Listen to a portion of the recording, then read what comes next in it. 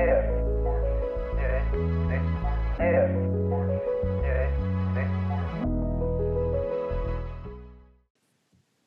right. Oh, and we're Go, boys. live. Back with another episode. Back to the old grind.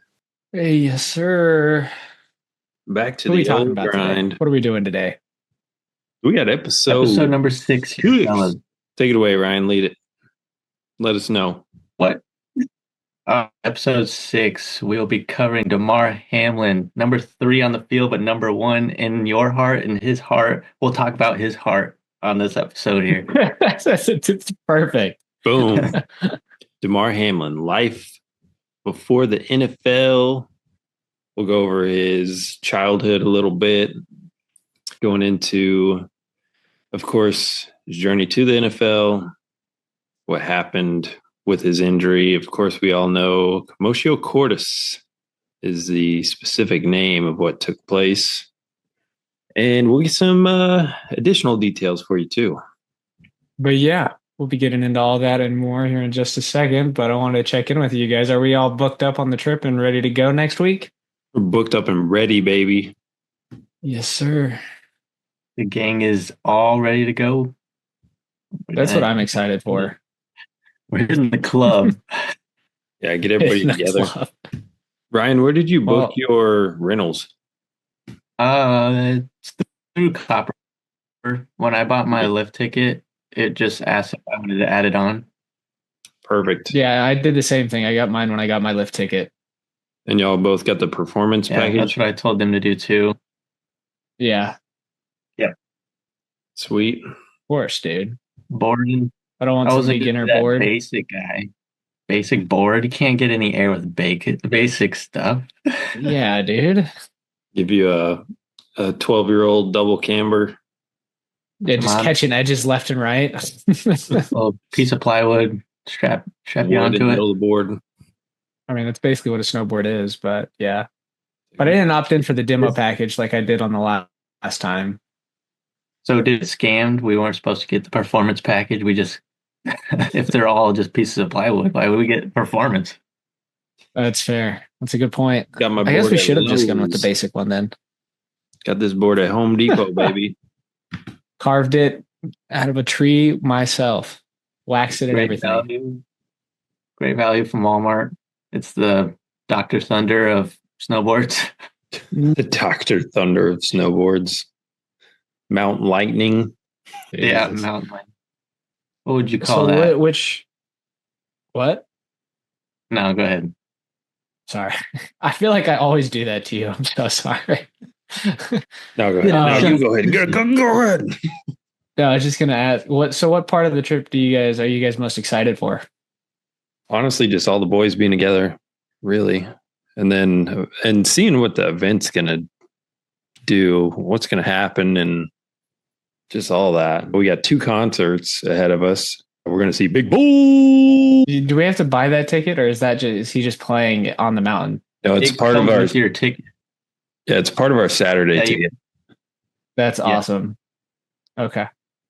So that was a very economical purchase right there. Yeah, no kidding. Not too bad. Well, I'd say that's what I'm excited for too, is just the event overall. Plus getting to see you guys. It's just going to be a lot of fun. We'll all get to be on the mountain together. For those who don't know what we're talking about, For those who don't know what we're talking about, you should check out our last episode. We did an event one a week or so ago. It's over the Snow League, the new league that Sean White has created. So go check that out if you want to kind of get the download on what we're discussing at the moment. The DL. But anyway, Ryan, what about you? What? Most excited about? Yeah, that's okay. I mean, everything is just, it's really going to be exciting. I mean, everything's going to feel like a bonus. The new event, I don't really have any expectations for it, but I feel like it's going to be fun no matter what. So, and boarding, I haven't boarded in a long time, and it'll be like the first time. So I went with one of my buddies, Noah, and he's coming with us. We went when we were 8 years old, so it's been so long. And then Jaron, my other buddy, also going for his first time, so he'll have his snow pants pads going on falling. Yeah. The goalie gear. But yeah, I got a picture from him today with his goggles on. He's like heading to work all Nice. day. Nice. Oh, the hype is real, that's for sure. Did he actually get like the butt and knee and elbow pads and stuff? No, but he did. He was wanting some suggestions on pants and what to get. So I think he should just get hockey gear, get covered, He'd or be just life good. insurance. Fine too. Life insurance is Yeah, fine too. the whole goalie gear, stick and all. Yeah. Yeah, we so need. we could do the whole costumes thing. Chuck's in a sumo suit. Tyler's got the banana hammock going on. Oh my, yeah. Put one of us in Jaren's you or hockey Jaren. He's in hockey gear. Put you or Noah in one of those T-Rex suits. Yeah, full inflatable, just T-Rex going down the mountain. I tell you, we'd stand out. We know where everybody was. That's for sure. Hell yeah, we would. We'd dress up as But Jason. you got to make sure you start doing accents. So you tell them you're from like Bulgaria or something. Make him think you're a foreigner. Yeah, you get away with some stuff. I'm sure. Yeah. This is normal attire from where I'm from. I don't know what that accent was, but it was something. This is That's, how you Minnesota. born where I am from. Okay, that was a little offensive, Tyler. I'm gonna need you to tone that down. Alabama? No. Yeah. Where's he from? He's from Kentucky. Oh my God. I don't know what happened. He got hit on his head when he was young. Just developed that accent right after that. Doctors are astounded. No idea what's going on. He's still got a brick in his forehead. Got a custom helmet for it. I don't. All right. All right. Well, should get going with the story into our story, Tyler. Yeah, you are leading us off, so take it away. So, Damar Hamlin going over all the deets here. So, we're going to start off life before the NFL. His early life. He was born March 24th, so his birthday's coming up. 1998, so he's still technically a 90s baby. He was born in McKees Rocks, Pennsylvania, near Pittsburgh. He went to Central Catholic High School in Pittsburgh, Pennsylvania. That's also where he went to college, too. He's a Pitt guy. He was a star defensive back, of course, for his team. He's one of the top recruits out of Pennsylvania, and they actually went to the state championship, and he led his team to a state championship in 2015. He earned all-state honors and was rated as a 4-star recruit, which is pretty damn good. It's pretty rare you even get 5 stars. 4-star, that's definitely a tip of the cap to you as a high school athlete. Sometimes it's hard for guys to even get a star. Too. Yeah, that would be me. As a defensive back, though, it's kind of cool that he has been that like throughout his whole career, even going into the NFL. Because I know sometimes out of high school, they'll just take a guy purely based on athleticism and switch positions and see where he works best too. So it's kind of cool that he's always quarterback in high school or a wide receiver, or he's definitely a DB at heart. Oh yeah. But being a local guy, he stayed local, went to University of Pittsburgh. He picked Pitt over Ohio State and Penn State. So 2 major programs, of course, we saw in the college football playoff, and Ohio State, of course, being the national championship this year. Does anybody have additional comments on that championship? I hate game? him. Notre Dame came out hot. They scored on their first drive. I thought they battled pretty well. I thought they did a lot better than a lot of people were thinking they were going to do. So hats off to them. But the way Ohio State was playing all of the playoffs, I mean, they just dominated everybody except really Texas. Texas hung in there with them, but then they blew it. So right, and that game was so much closer than the scoreboard even says, compared like all the way down to the last quarter. So. Yeah, I mean, I thought so too with Notre Dame coming out. They just drove the field the first drive and scored. And I was like, here we go. It's going to be a decent game. And then wheels fell off and Ohio State did what they do. They became explosive and showed them why they should be the champions. Yeah, they just took over. Penn State, not a Ryan, bad what did year, you though. think of the game? All I gotta say No, about the Penn State. game is how come Notre Dame never ran the ball when that was something they did throughout the season really good? Like, I just don't understand when you do something throughout the season so well and you get to a game that matters the most and you don't do it at all. I mean, they controlled That's a good question. the ball really well that first drive, and that's like all they did. They just ran it up their throat and just stuck to what they knew, and But then they ran away from what they knew. They panicked. like drop back, throw, incomplete, out, get sacked, throw it. All right, enough about that. Tip of the cap to Notre No, I'm Dame with you on head that. coach too, though. He had a heck of a year. I think he's going to do well going forward wherever he goes, or if he stays there. I agree. But The top teams kind of got hosed on the bracket. I thought Penn State had the easiest road as far as like getting to where they got to in the playoff. yeah, I could. Because who did they get again? Wasn't it like it was Indiana, and then who else? Boise State, They played SMU. SMU. That's right. No, I don't even remember SMU now. beat like Clemson, I thought, or was that their ACC? I don't know. These games kind of mix for me with bowl games and other. SMU played at Penn State and they got trounced. It was Oh, that's right. embarrassing for Yeah, that was and then crazy. the Dallas area. And then they played Indiana, and I'm just like, I don't know. Texas didn't have the like hardest road, but it was like, basically Oregon kind of got hosed, even though they were the number 1 seed. Oh, they got You get Ohio State first, and then you would have had to play Texas, and then you would like, I don't know. I feel like that just the bracket was kind of favored to Penn State as far as that goes. I mean, just more so tip of the cap to Ohio State because they really earned that one. I mean, they definitely did. They kicked the shit out of Oregon, which was I turned that game off at halftime.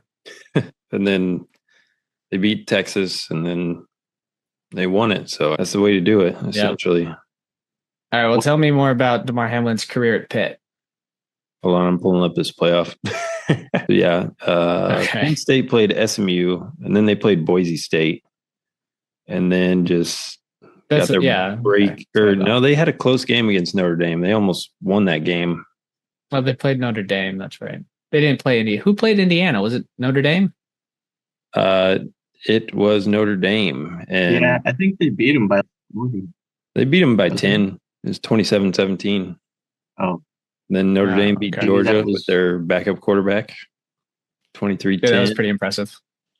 And yeah, I mean, I thought Penn State was going to beat Notre Dame, but they proved me wrong. But, should have been Texas, but that they did. But woulda, shoulda. Yeah, it's supposed to be Texas every year. But back to Damar. He actually became a full starter by his sophomore year at Pitt, which is pretty impressive also. He led the team in tackles with 84 in 2018 and was a leader of the defense. Transferred pretty well to the NFL too. And he was named team captain in 2020 and earned all ACC honors on second team. And he finished college with 275 tackles, 6 picks, and 21 pass deflections. So not too bad. I feel like that pass deflections number could be higher, but that's just me. I mean, I think the main stat you got to look at is tackles. Yeah, 275. I think that's a key indicator for. It's a lot for his position. Yeah, he's hawking around the field pretty much. So he did switch between safety and not. It looks like, or is that wrong?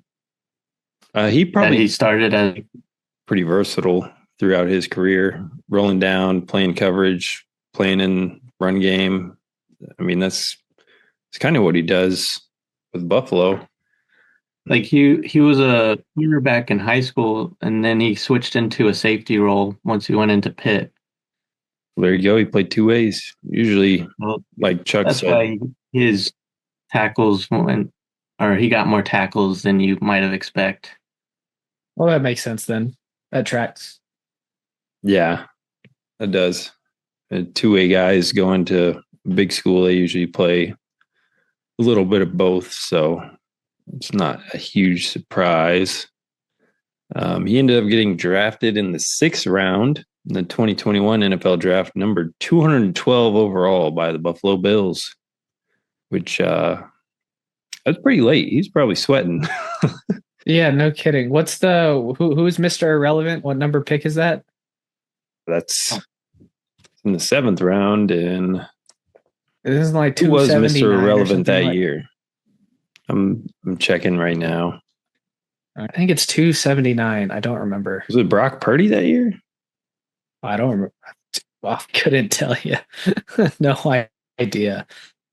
I was just wondering. I always forget how many draft picks are in the NFL draft. And it always, I feel like it changes with all the like compensation picks and all that. But it's 259th pick, and is actually a linebacker from Houston, the Houston Cougars.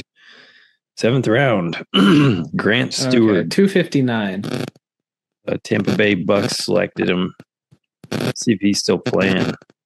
It looks like Stewart made his first NFL start in 2024, and he had 19 tackles in that game. So shout out to him. That's a shit ton of tackles for your first start in the NFL. That game, holy cow! 19, like good for you, dude. You're waiting for that day. And he actually scored an NFL touchdown on a blocked punt in 2023. So not dude, bad. what an animal! Relevant. Monroe, Texas. All right, well, back to Damar. So back to Damar. His rookie year, he played primarily on special teams and acted as a backup safety, so he rotated a little bit. He actually earned a starting role after Micah Hyde got injured, which Micah Hyde, Vine sensation from Iowa, University of Iowa, Hawkeye. His vines were incredible with Damon Bullock as well. Those guys can make you laugh at any given moment on the Vine days. But Micah Hyde's injury was actually pretty serious. He injured his neck and he had to get a fusion. So he had an annular tear in his disc, and that's terrifying as a NFL safety. So he actually retired recently too. So tip of the cap to Micah Hyde, because he ended up making a Pro Bowl actually after the injury, I believe. That's a huge injury to come back from, and then still come back in 2023. What are you looking for? His stats now? Yeah. Okay. So he finished that season with thing 54 tackles, 7 deflections, and 2 picks. And he missed a couple games due to several stingers too. And then became a free agent after the season. Yeah, that's not an injury that's easy to come back from, especially in a violent sport like football. And he actually rejoined the practice squad for the Bills in 2024 on December 4th. So that was actually fairly recent. And then he announced his retirement January 27th, 2025, after 12 seasons. So that was a long career for him. Yeah. But it opened the door for Damar Hamlin. Yeah, well, I'm glad he recovered and, retired when he did. I think it's important for guys in the NFL to really know when it's a good time to hang up the cleats. 100%. Yeah, the same year, Damar Hamlin earned the starting role. He recorded 91 tackles, 1.5 sacks, 2 forced fumbles just before his cardiac arrest event from commotio cordis on January 2nd, 2023. And this was a Monday Night Football game matchup with the Buffalo Bills. And I believe Ryan's got some more information on this play-by-play. Yeah, so on January 2nd, 2023, it was during Week 17 Monday Night Football. Hamlin collapsed on the field at 8:56 p.m. And we'll go into a little bit of the play before it happened. So at the start of the play, Higgins, wide receiver on the Bengals, caught a pass from Burrow near the 50-yard line. And as he was running down the field, what seemed like a routine tackle from Hamlin, uh, T. Higgins put his shoulder into his chest and wrapping his arms around Higgins. Oh, I messed this up. That's okay. Go ahead. Someone made a tackle by wrapping his arms around Higgins' shoulders and helmet to bring him down to the ground. The sports commentators described the tackle as seemingly routine, while noting the jarring nature of the contact. Following the play, Hamlin stood up momentarily before passing out and falling backwards. Hamlin remained motionless at the oh my God. You'd think I could read at this stage. You're good. Right. Hamlin remained motionless at midfield while the team, athletic trainers, and paramedics rushed to his side within 10 seconds. First responders initiated CPR, automated external detention ships, and other treatments to Hamlin on the field for 10 minutes. And I'll let Chuck go into more of the details on the paramedics side, as he will probably pronounce things a little bit better. Okay. Yeah, that's fine. I was going to say too, did you guys see the hit before we get into like the emergency stuff? Did you guys see the hit? I was watching the game live for sure. And yeah, I watched the game too. There was no, like, the broadcast felt like it was going as planned, and then all of a sudden everything changed pace of game, and then they didn't really show the camera on anybody, and then they showed him on the ground, and then mainly the emotions of everybody around him, like all of his teammates, the other team, everybody kind of praying, getting on the knee, some people crying. Yeah, that's the one that got me. I saw multiple like guys on his team like shedding some tears for him, and that's when you knew, I feel like, that it was really serious, especially once you also see the ambulance go out onto the field. Like that's never a good sign. Right. So, and honestly, at the time, I didn't know if he like had a neck injury or a major head injury, just the nature of the play. I didn't know if it was from the impact of him hitting the ground, like his head and neck whipping back and hitting the ground. I was kind of thinking of all different scenarios of how this could have happened. And I was also looking into commotio cordis as well. Like, I was doing a bunch of research at the time. I was checking all the live feeds on Twitter. Just trying to, I was texting other doctors I knew too, of like, are you watching this right now? Yeah. Yeah. It was weird because like I saw the hit and I watched a replay of it again right before we recorded this. And like, I've seen it so many times. It's just like, it doesn't even look like it's not a big hit. It's just kind of like a standard tackle. It just looks like it got him in the perfect place at the exact wrong time. 100%. Yeah, exactly. Just the positioning and the impact and the timing of his cardiac cycle, and just all of that together triggering the rare condition where essentially the blunt blow to the chest disrupts his cardiac rhythm, his electrical rhythm. And that's what made him collapse after he stood up. Exactly. And that's what I'll go ahead and get into too. So we'll get into the emergency side of this a little bit with this kind of injury. So as Tyler was previously talking about, the proper term for it is commotio cordis. The definition of that is sudden cardiac arrest from the blunt force applied to the precordial area of the anterior chest. Now, Ryan, I got a quick question for you. What part of the chest am I talking about when I say precordial area of the anterior chest? What? I can't hear you. The precordial anterior? Precordial area of the anterior chest. Putting you on the spot. I'm picking on you. The central one. Nailed it. Yep. Exactly. It's basically the center of the sternum. Right in the middle. Exactly. Right so basically this This type of injury usually occurs when a projectile of some kind strikes the center of the chest at a vulnerable period in the cardiac cycle, causing ventricular fibrillation and cardiac arrest. Now, experts also theorize that the blow might induce vasospasm of the coronary arteries, leading to that lethal dysrhythmia. Now, the lethal dysrhythmia being ventricular fibrillation, which, if you've seen an EKG before, it's basically whenever the heart's just doing little squiggles. The heart line's just basically doing little squiggles along. That's basically what VFib looks like when you're looking at an EKG monitor. It's never something you want to see. And Charles was he was a monitor tech back in his day in Austin.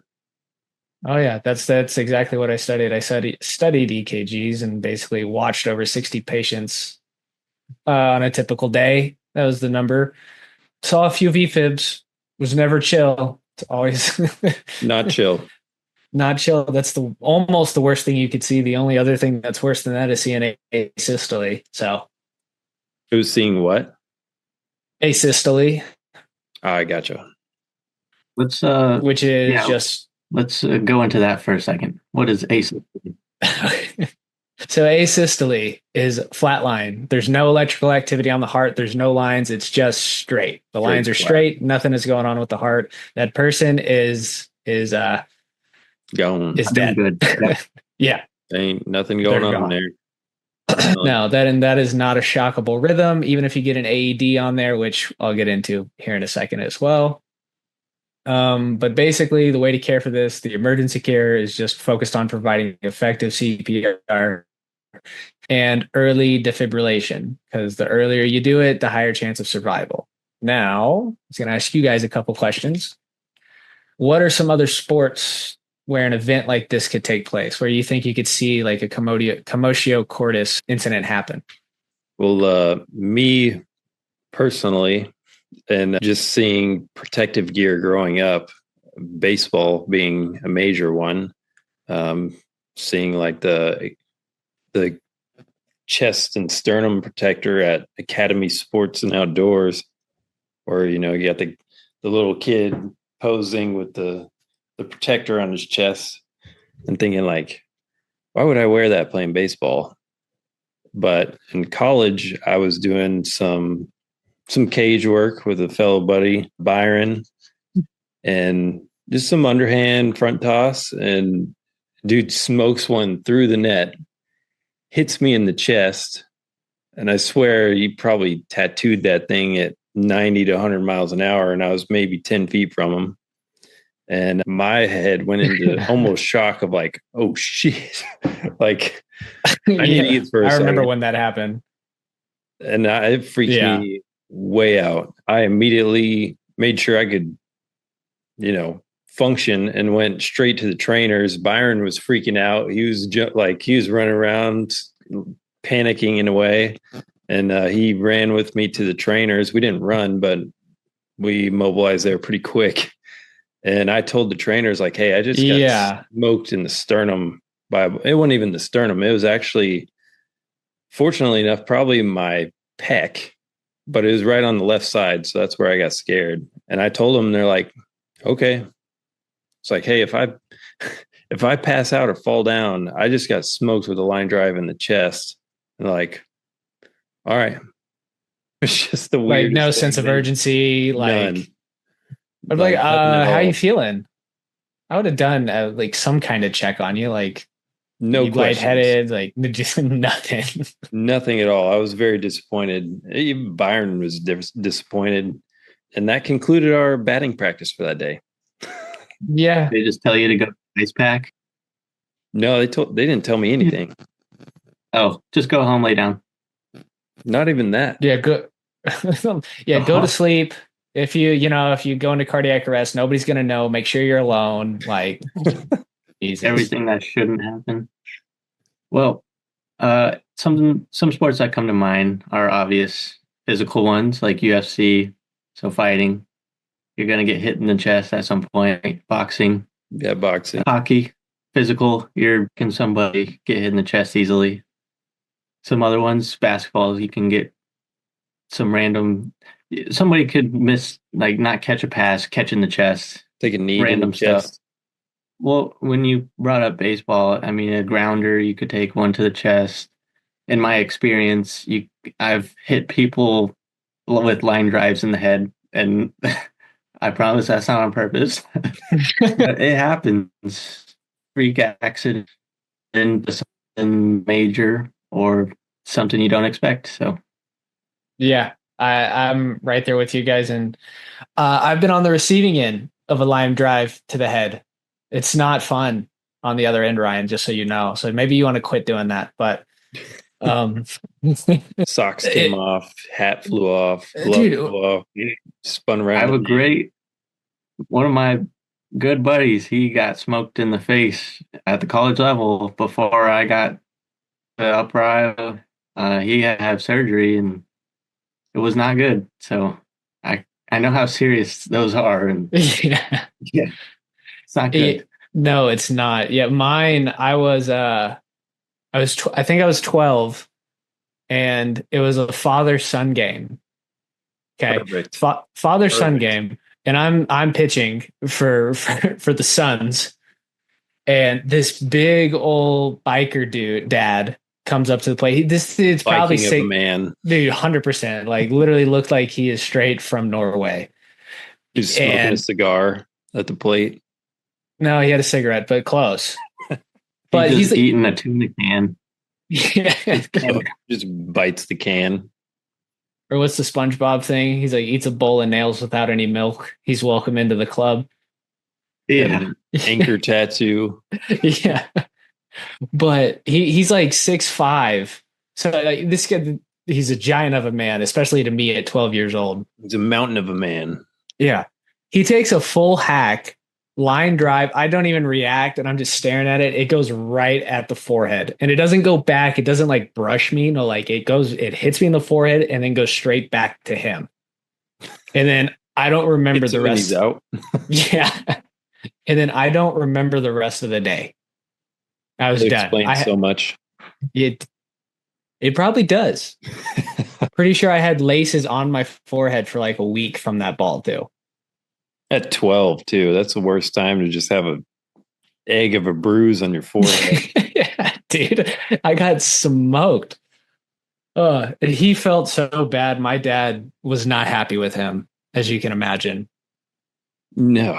But what did everybody do after you got smoked? I couldn't tell you. I didn't pass out or anything. I do remember like I sat down and my dad came and got me. And then I was just like, I have a really bad headache. And that is all that I remember. I'm pretty sure he just took me home. And then we didn't do anything about it. Did you throw up? Not that I don't think so. No, no, Yes. he didn't tell me I threw up or anything like that. I just had a massive headache for like 2 days. Do you still So, get headaches? I mean, not often. That's great. Yeah. Like I said, I don't like, we didn't go to the hospital. We didn't do anything. He just took me home. And I'm like, yo, my head hurts like really bad. I hit down. I think my head hurts. But yeah, anyway, but yeah, going off what you were saying, Ryan, I mean, there's a lot of sports where something like this could happen, but I definitely think the most common one is probably football. Just because Violent like the game. impact, what's that? It's a violent game. It's a violent game, but you get so much more like momentum than say even in the UFC. Like the UFC is the next one that comes to mind for me, like fighting. But Just like in max effort. football, you got 10 yards to sprint at each other and then you're hitting each other in the chest. Like I could see how that happens more often in football than any other sport, in my opinion. Yeah, everybody's trying to run as fast as they can and bring a grown human being to the ground the best of their ability. Yeah, You're pretty much taught to aim for somebody's chest. exactly. Like that's the safe way. But Yeah. it's really not a safe way. No, not really. But continuing on with the emergency stuff, I wanted to, since we haven't had an episode where we've needed it yet, I wanted to go over proper CPR protocols because I think it's a really important thing for people who don't know what they are to kind of get brushed up on it. And whenever we finish up with this episode, we're going to post a couple links. It's basically going to be like just reference cards that have proper CPR procedures on it and kind of what to look for. Just it's from the American Heart Association. So that is basically who does all the CPR trainings. And if you're not CPR certified, I highly recommend taking a class. It's really not too difficult. They're actually pretty quick. Yeah, they're very fast. Maybe $50. I think it's a good skill for everybody to learn in any case, no matter even if you're in healthcare or not. Or if you like pickleball or tennis, or if you like skiing or any outdoor activity, it can be highly applicable. You just never know. Airport. Exactly. You be the hero. There goes my hero. So anyway, the CPR protocol I'm going to go over real quick is just for an adult, since that's what Damar was. So I'm going to go over kind of the CPR protocol there, but the link will have what to do with the child and what to do with an infant as well. And that an infant is defined as anyone under the age of 1. So, and going over the adult, again, that is anybody that is showing signs of puberty to and older. So the age kind of varies on that. I'd say probably anywhere from 10 to 12 and up. But first thing you should do actually is verifying scene safety. Make sure that, the scene is safe. So in this football environment, everybody's out of the way. You're letting them do their thing. Then you want to check for victims' responsiveness. You're basically doing that as you're looking at them, walking up to them, see if their eyes are open, see if they're looking around, see if they're doing anything. If they're not responsive, and even if like you say their name and they're not giving you anything back, that's when you go ahead and check the pulse and activate 911. Upon basically finding no pulse or anything like that, if you're in a team setting, which is what this is, again, I'm going to go over the team setting. There is a different kind of protocol to go over if you're alone, but I'm going to go over the team setting just because that's what we're covering with Damar. So basically, once you determine that there's no pulse and there's no breathing, first thing you want to do is immediately start compressions. Now, do you guys know, without looking at the sheet, I'm going to ask Ryan first because he's the one that's not in healthcare. Do you know what the proper amount of compressions to breath ratio is for an adult? Like the time? Or like the amount of time press on their chest? Yeah, so the number of compressions and then how many breaths? 2. To what? 2. Okay. And that's correct. So 2 breaths and 20 compressions. Close. So it's 30 compressions, 2 breaths. And that's the same with 1 rescue or 2. And then obviously with the team, basically they would have already sent somebody to get an AED, but that is the other thing that you want to get on as fast as possible. Most of the time, if you're in a team with 2 or more people, the other person could get the pads on while you're still completing compressions, or they could get it on when you stop to give the 2 breaths. Now, you want to minimize interruptions as much as possible, but you also want to get those pads on there as fast as possible. So a good compression rate for these guys is 100 to 120 compressions per minute. There's a couple songs you can kind of think of in your head. Staying alive. One is exactly. That's the funny one. While you're doing compressions on somebody, you're so thinking applicable. Staying alive in your head. It works. It's the perfect tempo. So that is the typical one that they tell you to think about, but it's probably not a good idea if there's family members around. It might have, but if there's family members around, probably not a good idea to like be singing that out loud while you're doing it. Now, yeah, keep that one in your head if that's what you do. Yeah. Now, good hand placement. You want 2 hands on the lower half of the breastbone. So you want it to look like this. You kind of want to interlock your fingers here. This basically on that bone or kind of near the sternum. And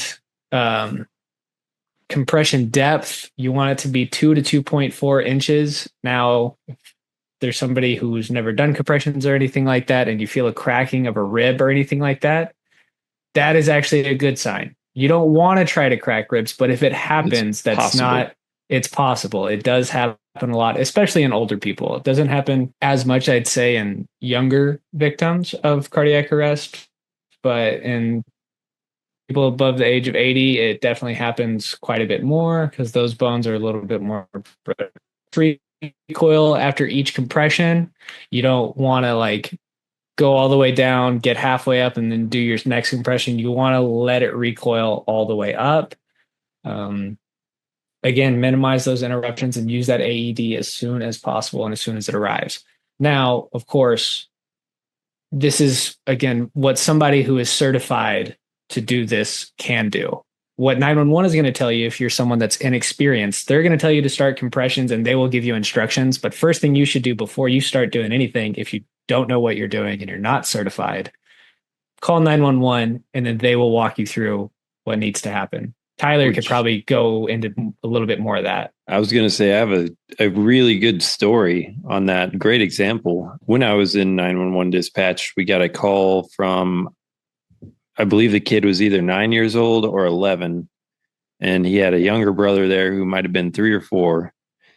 And his mom started having a seizure. And, he called, mom was convulsing on the ground, and then she stopped moving. And then she stopped breathing. And we pretty much walked through CPR with a 9 to 11-year-old while his baby brother's in the room and crying in the background. So you can hear all this on the phone. And the 9 to 11-year-old ended up saving his mom's life. She resuscitated, started breathing again. She woke up, and we congratulated the kid on what he did, saved his mom's life. That's awesome. That's a crazy story. So crazy, especially at that age. I mean, shout out to our team, man, because everybody, when you can tap in and listen into calls, or you can help each other out. And it was actually my console. We got the call and we had to respond really fast. So it was a pretty life-changing moment, literally. Yeah, and I mean, for him to act that way under pressure as well, like, and that's such stress, like, that's hats off to him. That's a pretty wild story right there. And for people that are like, oh, 911, I could never do that and remain calm. The big thing for medical dispatch is you have a complete cue and like timing card to where you can stay focused and locked in, and you can give them all the correct information timely. You just have to be quick and responsive, knowing what to do. So you have to kind of pull that trigger when you think, all right, we have to get moving quick here. Yeah. So you do have to remain calm and confident and alert at all times, no doubt. But that was a good one. I was training at the time, so I was helping here and there, typing in details, and I was also learning the cue cards at the same time. So that was a hell of an example to learn from. Yeah, trial by fire, threw you in the deep end, see if you sink or swim. No kidding. So shout out to my trainer. Her name was Ashley. She's a hell of a dispatcher. She does awesome for Durango, La Plata County. Nice. Yeah, and again, that's the main thing. For people who aren't certified and who don't quite know what they're doing, dispatch knows what to do. Get them on the phone and they will walk you through it and give you proper instructions. Witnessed it more than just that time. And oh yeah. Unfortunately, I've been on both ends where they don't make it too. A gentleman was mountain biking with his father, actually. And as he was mountain biking, something super routine that they do, he collapsed. They're out in the middle of a trail miles away from the town. We actually tried to get a care flight, an airlift in there, and there was no available airlifts. So our entire fire department had to hike the whole trail by foot, carrying all their equipment, the medical team too. And we tried to instruct the son CPR through the whole process, and he just said he could never find a pulse. So I'm sure he flatlined right on top of the mountain. Yeah. Yeah, that's. I remember you telling me about that one. I think fairly recent, like right after, maybe a couple weeks after. I don't know. It was on a phone call when I talked to you while you were there when I wasn't. But I do remember you telling me about that one. And that one hit the town pretty hard because the guy was a firefighter for a long time for the community. So I mean, that's something he's witnessed and saved plenty of people and did so much for the town. And unfortunately, he didn't make it. But That's what a way tough. to Yeah, go! Mountain biking at the top of a mountain. yeah. I can think of worse ways, but still, Yeah, I, it's there's I no way to like make that any better. But yeah. No, I'm with you on that though. But yeah, that's why at the beginning of this, I say everybody should check out the American Heart Association, and I think everybody should sign up for a class and get CPR certified because you never know. You never know when it's going to happen. It could happen to the healthiest person. It happens to marathon runners occasionally, where people who consistently run marathons all of a sudden just drop and go into cardiac arrest. And 100%, it could happen in CrossFit. It could happen at a middle school football practice. It could happen on a basketball court nowadays. yep, I mean, it could happen anywhere. yep. So I think that is an important thing. And if you are interested, just go to the American Heart Association website and they will be able to direct you where to sign up for a class and get you an instructor and get it taken care of. That way you can learn. Also couple other things to go over. So I know we were talking about using an AED as soon as possible. We kind of went over the CPR steps. So whenever you're going through the compression cycles, one cycle again is 30 compressions, 2 breaths, 30 compressions, 2 breaths. So once you get those pads on, the AED essentially will analyze the heart rhythm and it'll let you know whether to shock or to continue those compressions. It Now, kind of walks you through essentially, the whole process. yeah, They're it actually tells pretty you, advanced. yeah, it tells you, it basically gives you instructions, verbal instructions on what to do. And I don't think I went over this, but you want to be checking the pulse like every 2 minutes or so. Um, and after 2 minutes of compressions, that is when it will give you like the instructions on what to do, like stand clear. And once you're clear, there's two reasons why standing clear of the body is important. What are they? I was going to see if you guys know this. Why do they tell Can you you to just be clear? Oh, sorry, go Ryan. can you shock yourself? Yes, that's one. That's the obvious one. Any shock, like if they get a reaction, some type of reaction?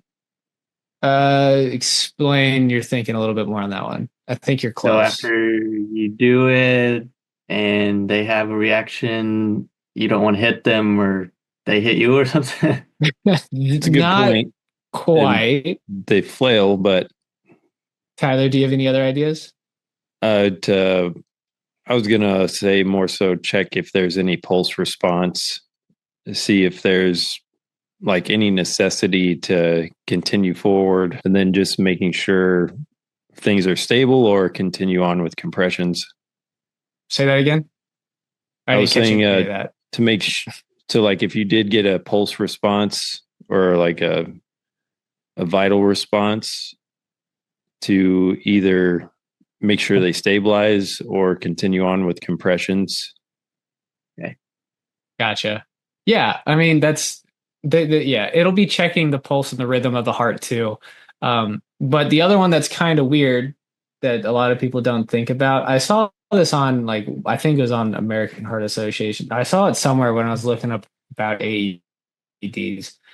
The other kind of weird reason is any electrical thing like from your body, if you're touching a body, can throw off the AED machine and make it give it a different rhythm. Any kind of electrical stimulation, even from you touching the body, can throw it off because those machines are very sensitive. That's a great So point. it's checking, yeah, when it's checking the rhythm, that's why it's also important to stay in clear because you want it to be reading just the patient. Yeah, no, that's Now, I don't think I clarified it, but perfect. yeah. So I was going to ask you guys, what does the letters AED stand for? You got Oh, a I guess, just Ryan? had it. Yeah, I just had it. You were so close with what you said earlier. Did I say it wrong? A little bit. Oh, automated external defibrillator. That is Yeah, you correct. nailed it. Correct. So yeah, Is that that wrong? no, that's right. I think you said it. Oh, I think you said it differently the first time. I don't know. I could be wrong. I I don't. just said defibrillation weird. Oh, okay. But yeah, automated external defibrillator. So that is the thing that you see like medics and stuff like in a team when they're doing stuff like that, they're putting pads on. That's what that little machine that they're carrying around is. It's the AED. Now, Chuck, do you know the voltage that's at in the hospitals? Is that 600? oh, dude, I don't. I Ryobi, uh, little weed eater battery. Looks it up. let me. Yeah, I'll tell you what. I'm gonna look it up for you. DeWalt, I thought it was 600 Milwaukee. volts. I watched a video of an ER and they were bringing back like an 18-year-old football player and they shocked him, man, like six This times. this says between 200 and 1,000 volts is most typical AEDs, but the real important measure is joules, which is what I was thinking. That the joules per shock is between 120 and 200. So Okay. the voltage kind of depends, but the joules are in between 120 and 200. What I was going to say next. So in those cycles is reading the heart rhythm. Now, it's going to tell you one of two things: either no rhythm detected, no shockable rhythm detected, and resume compressions, or shock recommended, and then it'll tell you to hit the button to shock them. You say stand clear again, and then you shock them. So I was going to ask you guys, what are the two shockable rhythms? I got nothing on this one. Two Is shockable the rhythms. is you're not Yes, referring to the ABC and CAB or that's just breathing? that is emergency care procedure. So that's like I was going to ask you that in a second too, but there's heart, so the heart rhythms. So typical heart rhythm is sinus, normal sinus rhythm. Sinus tach is a little tachy, which means the heart rate's fast. Sinus bradycardia, which is a little slow. There's junctional rhythm. There's VTAG, VFib, asystole. All of those are heart rhythms. So there are only two that are technically shockable. Don't you want to shock the asystole one? Wrong. So Is it that is actually not a shockable rhythm. Reason being is whenever somebody's in asystole, there is no electrical activity. So technically shocking them isn't going to it's do not going to anything. do anything, right? Um, is it But I'm glad VFib you and said that, AFib? Ryan. So you got one of them, Tyler. One of them is VFib. You don't want to shock AFib because that is not necessarily a normal rhythm, but it's not that person is most likely awake and alive and okay. Right. Well, Now, didn't like JJ Watt, right? He had a heart condition and he said he was in AFib. And I thought he said he got shocked out of AFib. so they probably cardioverted him. Oh, okay. So his So verbiage there is not technically correct. yeah, well, so technically when it out of you, that is something that they do. I don't know the exact procedure on that, but that is what they do with AFib patients. Is it's a cardioversion versus somebody who's technically in cardiac arrest with no pulse. So again, it's different procedures, different shocking techniques and stuff like that. But he's not wrong when he says a shock because that is what they do to cardiovert somebody out of AFib. Okay, that makes more sense. I didn't have enough But information on that to understand what he was referencing, but the medical team got him out of AFib was what I took from it.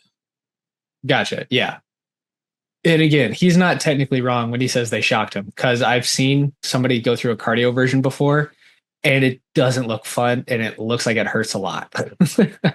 Good question for you. But What made you want to do monitor tech? yeah, this is my first job out of college, and my cousin got me a job there as that. I didn't really choose to do that. He was a nurse on the floor, and he's just like, "There's this position available. They take entry level people," and I was like, "All right." So give me a job. I'm broke. Yeah, exactly. That was pretty much it. That was pretty much it. What a first job. But he came away with a lot of knowledge. Yeah, no kidding. What?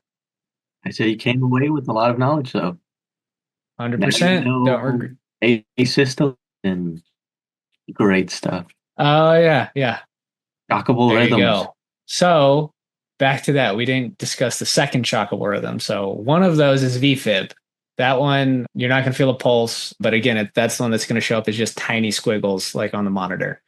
Now, the other one is pulseless VTAC. Now, there's a reason I say pulseless VTAC is because if somebody's in VTAC and they can still present with the pulse and they can still be awake. Now, the AED is shockable rhythm if they're in VTAC. Chancey was telling me that they can still shock that and try to get them out of VTAC, but technically it's not considered a shockable rhythm. So I think it kind of depends as far as that goes. But there's also two rhythms that are definitely not shockable whenever somebody is pulseless. Now, one of those being hang on, where did it go? One of those being asystole, like we talked about, because there's no electrical activity. And then there's another one that's kind of weird. Do you have another idea, Tyler? That's a rhythm that isn't shockable? PEA, but I can't remember what that stands for, actually. Well, were you cheating? Were you looking?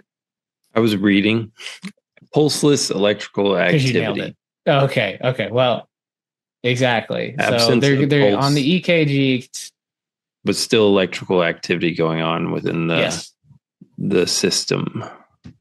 correct. So that can present on an EKG like just a regular rhythm, could vary. But again, there's no pulse, and that is what pulseless electrical activity is. And those two rhythms are not shockable. Now that brings us to the next thing. And then when an AED does shock somebody, it'll also do another rhythm check after it's done. And then it is still recommended, I believe, to continue compressions for like another 2 minutes or so. And it will also tell you to resume compressions or what to do basically from then on. Now, I think that kind of covers everything there. Oh, I was going to ask one other thing. So you mentioned it earlier, Tyler. What's the difference between a CAB or the ABCs in reference to emergency care? I'll give you a hint. It's the order in which you check things. The ABC is the airway breathing. And what C stand for? Chest compressions. No. What does the C stand for? Circulation. Circulation. So, and basically when to use ABC versus CAB. CAB is just circulation, airway breathing. ABC is used whenever a patient is alert and they don't have to be oriented, but they're alert, they got a pulse, and they're looking at you doing things like that. Now, if you get to a patient and they're not responsive, like in this situation, that's when you go CAB. First thing you check is circulation instead of trying to manage an airway and then checking breathing and then checking circulation. So that's the two instances where you go back and forth as far as the order in which you go. So in EMT training, how did they teach you to check for circulation? So I mean, if somebody's not responsive, you're basically shouting like, "Hey, are you okay?" You're trying to alert them as you're walking up to them. That is telling you if a patient is responsive, or if you see movement, you're trying to look at them first to get that. Second, if they aren't responsive, you're immediately checking pulse, leaning down and checking breathing with your ear. So like you're kind of putting your ear to their mouth while you're checking their pulse as well. So you can check both at the same time. Yeah. Has everybody seen the Baywatch where they do the compressions, the breath, and then they listen? I don't think I've seen Baywatch. What? David Hasselhoff's heyday? No, I mean, I know who was in it, but I don't think I ever actually saw an episode. Well, they always checked for air. Oh, they checked for air first? No, they did it after. So you Oh, okay. Yeah. press, breathe, and check for air. If they're not responsive, yes. Guess that'd be Now, drowning individual, but yeah. Let's see. And then, I mean, if you ever take CPR certification or if anybody takes CPR certification, they'll go over what a good rescue breath looks like. But essentially, you want to see chest rise. If you don't see any chest rise, it wasn't a good breath. You should physically see the chest move to a certain degree. Other than that, the only other thing I was going to go over was there's kind of two different airway management techniques to make sure that you have an open airway in a normal situation where there's nothing lodged like in the airway or anything like that. mhm. One is called the jaw thrust maneuver, and then the head tilt chin lift. Now, again, just want to reiterate, nobody should do any of these techniques unless you are certified in any way. And yeah, but I'll tell you what both of them are, and then tell me when you think you would use one versus the other. So the jaw thrust is basically you're behind the patient's head and you kind of put your like fingers underneath their jaw, or well, actually, how do you do it? You kind of And just you like tilt their head back, right? yeah, you're basically, I can't do it like this, but you're basically thrusting the jaw forward. That's the jaw thrust technique. Just like pushing it up and like opening the airway. Now, the head tilt chin lift is kind of what you were just talking about. You put the head here, lift the chin as you tilt the head back. Now, when might you use one of those techniques versus the other? In obstructed airways. Not necessarily. So it's in relation to trauma. I'll give you that hint. Ah, They seem similar to each other. So They was one of them somebody's laying on their stomach? no, so they're both laying down. One is just thrusting the jaw forward, the other one is tilting the head. That's the two key differences. So think about what do I what am I also moving whenever I do a head tilt versus just a jaw thrust? And Nailed it. wait, what do you neck, say? spine, neck. Spine and neck. Spine So and neck. you do the jaw thrust whenever you have suspicion of a spinal or neck injury of any kind because you don't want to move it. Now, if you don't suspect an injury like that, it's okay to do the head tilt chin lift. So they probably did the straight jaw lift with Damar Hamlin. Most likely, and then they do like the C, like this, the C with the three fingers around like the oh, I can't even think of the term for it now. But basically, the mask they put on as they pump the air into them for the rescue breaths, they do like the C cup maneuver where they're like grabbing the jaw and lifting it to get the airway while they're pumping breaths in. That is how you do that whenever you have one of those devices. You know what I'm talking about? Yeah. Yep. The So when would you say a tracheostomy is necessary? What do you like? What cutting a hole Yeah, like in terms like of a crike? airways and breathing. I mean, if it's like obstructed and there's severe trauma and stuff like that, and there's no way for you to get an airway by intubating, that's the only time you would do that, I believe. But again, that's outside of my specialty. That's more doctor and paramedic oriented. Right. But I think they officially call that doing like it's like a crike maneuver where like you cut down here and then you Mhm. stick whatever kind of if you're in the field you kind of do as long as you have I mean they obviously have sterile equipment and stuff but if for whatever reason you don't have it you could use a straw technically but that is also not recommended. Yeah, I've seen like instructions on that with a straw. Yeah, I mean, And that's like and if people are choking too, right? yeah, that again that's only if you cannot unobstruct the airway from whatever is obstructing it or if you cannot intubate when you need to intubate. So even if there's nothing blocking the airway, something could be choking them. Like say like somebody's bleeding, right? Mm. In their mouth, and you can't see where to put the like where to stick the tube in order to get it into the right spot in order to intubate a patient because like you can't see with all the blood in there, or they're just choking. Like there's a couple. It's not always like something is stuck. So But I saw one that was, I think it was either in my book or they showed us a slide of it in EMT school. It was a gunshot wound victim, and he essentially shot himself in the face with a shotgun because he was trying to kill himself. And goodness. they showed the massive trauma on his face. And then the question was, how do you get the airway? And I was just like, Jesus Christ. Like, That's a good question.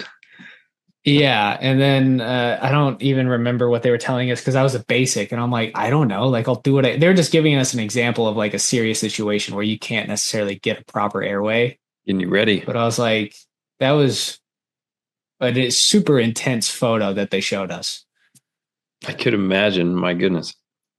Yeah. So how far do you know how far they actually have to cut for a tracheostomy? Or like what How that deep? process looks like? Yeah. I mean, I don't know exactly how deep, but it's like right down here. I Hmm. think kind of close to like, where your ribs and your clavicle and stuff start, right in the middle, right there. Essentially, they just cut through the trachea in order to get into the airway, and then they basically stick whatever they need to in order to let the air escape and provide ventilation and get that airway. I don't, again, I'm not certified. I'm not even certified to do that. So I don't know the exact procedure. I've kind of only seen it done like by example.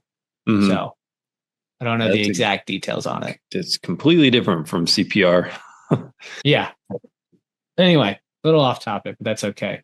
So just to give some props again to the guys who were actually part of Damar Hamlin's team.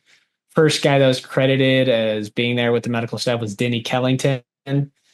He was the one who apparently initiated CPR. And then after being, like Ryan said, after being down for nearly 10 minutes, they were able to revive Hamlin with the help of the AED. So they did shock him, I believe, at least once. I couldn't find any like the exact detail on the number of shocks, but I know it was at least once.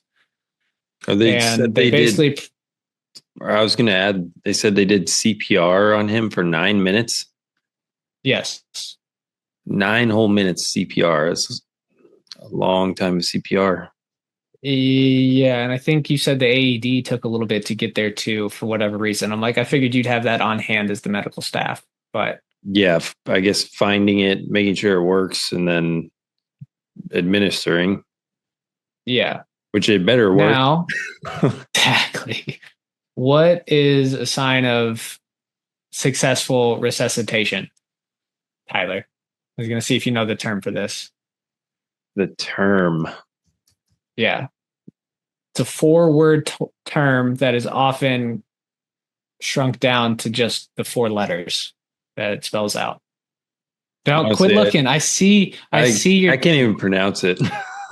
Okay, so it's ROSC. Basically it stands for return of spontaneous. What's the C? Is it circulation? I don't even remember I think it's circulation, but that is essentially what you're looking for. Is what people in the medical field call is ROSC. Rosk. Anyway, ROSC. then upon arrival at the hospital, he was placed in a medically induced coma to allow the body to recover after the ordeal that it had been through, and he was intubated and placed in the ICU, where he was in a coma for 2 days and later discharged from the hospital just 9 days after suffering this injury. So that covers the emergency portion of this. Do you guys have any questions? Yeah. So my question is: do you think Damar Hamlin is a clone? There's conspiracy Ryan, theories I'll out there. start, and I'm gonna say no. If I was Damar Hamlin, I would feel pretty bad if somebody was saying I was a clone. I'm gonna say he's a real person that has a real heart still. Hey, what? So clones can't be real people? Yeah, the clones are people too. Do they got pick DNA, their they got gender blood. too? They bleed their own Yeah. blood. Yeah. I think they just don't have belly buttons, right? I think that's how you can tell if someone's a clone. They don't have earlobes. Is that what it just is? attaches. Well, I know a few of those people. Are they ran You gotta by watch 'em. Duracell too? They ran by Duracell. Yeah, that Tom Brady's run by Duracell. Yeah. It's another gateway of money for him. He's just making clones with Duracell batteries. I mean, to be fair, if anybody was going to clone a person, the NFL, I could see it. They got billions upon billions of dollars. And they got to save the brand. They got to protect the brand. Somebody dying on the field from not a violent hit doesn't look good on them. They don't want blood on their hands. So, I mean, I don't know. Is anybody? And they said post injury, they said he was wearing a mask and a hoodie round, and people were like, "That's not him." So he wasn't showing his face. That's crazy. But people think I'm not going to rule it out. People say a bunch of different things. I will rule it out. Okay. If he comes out a clone, I mean, it's not my fault. Fair enough. No, All right. There is credit to the medical team for his survival. And that is documented. So we don't think he's a clone and or space alien yet. I mean, I don't know. He could be. I mean, maybe they put him in Pennsylvania and they're like, we'll just keep an eye on him. Yeah, sure.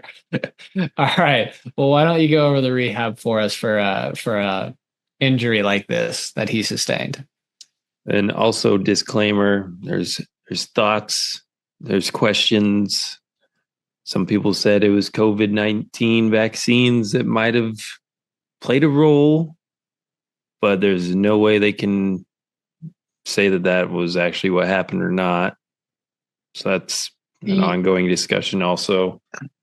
Yeah, yet another conspiracy theory right there. In my opinion, I don't know, there was an uptick in athletes after the COVID vaccine came out. And yes, it has been linked to like some heart conditions, but at the same time, commotio cordis is a thing that's been around forever. And that was high velocity impact.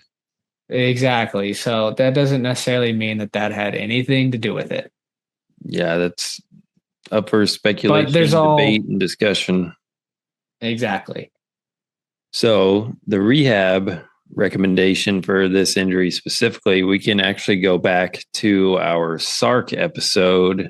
If you want to reference that, we talk about a lot of the rehab and return to play for whether it be a heart surgery or heart attack or something of that nature. And also one thing that has been out there in the world too is that they actually had to achieve ROSC twice with Damar Hamlin, one on the field and one at the hospital. That's said what his uncle said. Yeah, his uncle said he had to be resuscitated there too. So I mean, it was kind of cool for him to recover from this overall. But just I want to point out one thing real quick. Sorry. Just want to point out one thing real quick. Sometimes when we like go back and forth and we're like kind of saying it could be this, it could be that, there's conflicting stories around medical stuff all the time because of HIPAA privacy laws and, privileged medical information. Like they don't just release this stuff to the public. It is 100% locked. It's confidential. Like they are not allowed to release exact medical records and stuff like that. So we do the best we can.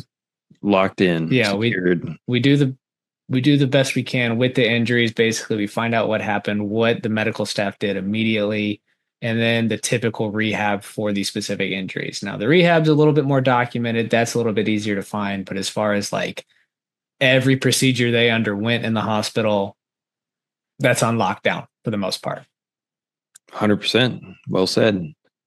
And thanks for saying that too, because that is huge. You can't always get specific detail like that and just release it to the media. A lot of people, I mean, everybody has rights to keep that confidential too. So usually they have to sign a waiver or something like that to let that be even shared with other medical professionals. Yeah. Something that's very important in the medical field. 100%. But going on to his rehabilitation process, which is a completely remarkable recovery, consisted of continuous cardiac evaluations, physical conditioning, and also, of course, mental health support to get him physically and also emotionally ready for one, returning back to just day-to-day lifestyle, much less football activities to be cleared for. We talked about this in terms of like, why would he keep continuing to play? And his age kind of plays a big part. His age, his conditioning level prior to just making him a little bit more susceptible to having a fast recovery and being able to do what he does now in terms of making the 53-man roster again and being active and almost playing in the Super Bowl this year, which is, to me, insane. I don't understand how we're not talking more about this really through social media or the NFL, or honestly just even on like medical boards or something Well, to the get more NFL, information to share with people. the NFL wants it to go away. They don't want to talk about it anymore, how somebody almost died. Yeah, I feel like they suppress it in the media for that reason.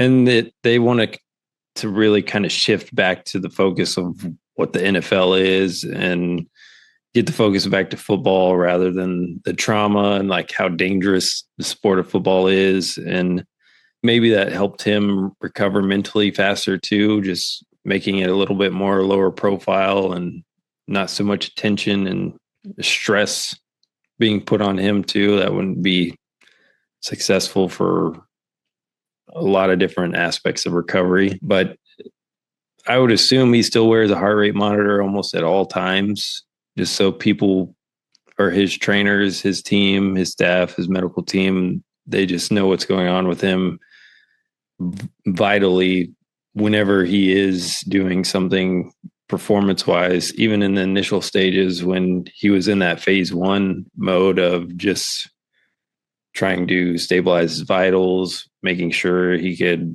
mobilize on his own, which is definitely part of phase 1 of ambulating patients around, getting follow-up EKGs, making sure rhythms look well, vitals, of course, look well. Physiology is all back into more of a normal state rather than that traumatic event or any just setbacks, of course, that would require medical intervention and just a gradual progression too. So all the way from basic extremity moving while laying down, and then change of center of mass, whether you're like sitting up or standing up, sitting down, changing of elevation of like your head and orientation of your body without having any major events too, because then you got to think of possibility of stroke or a vagal response or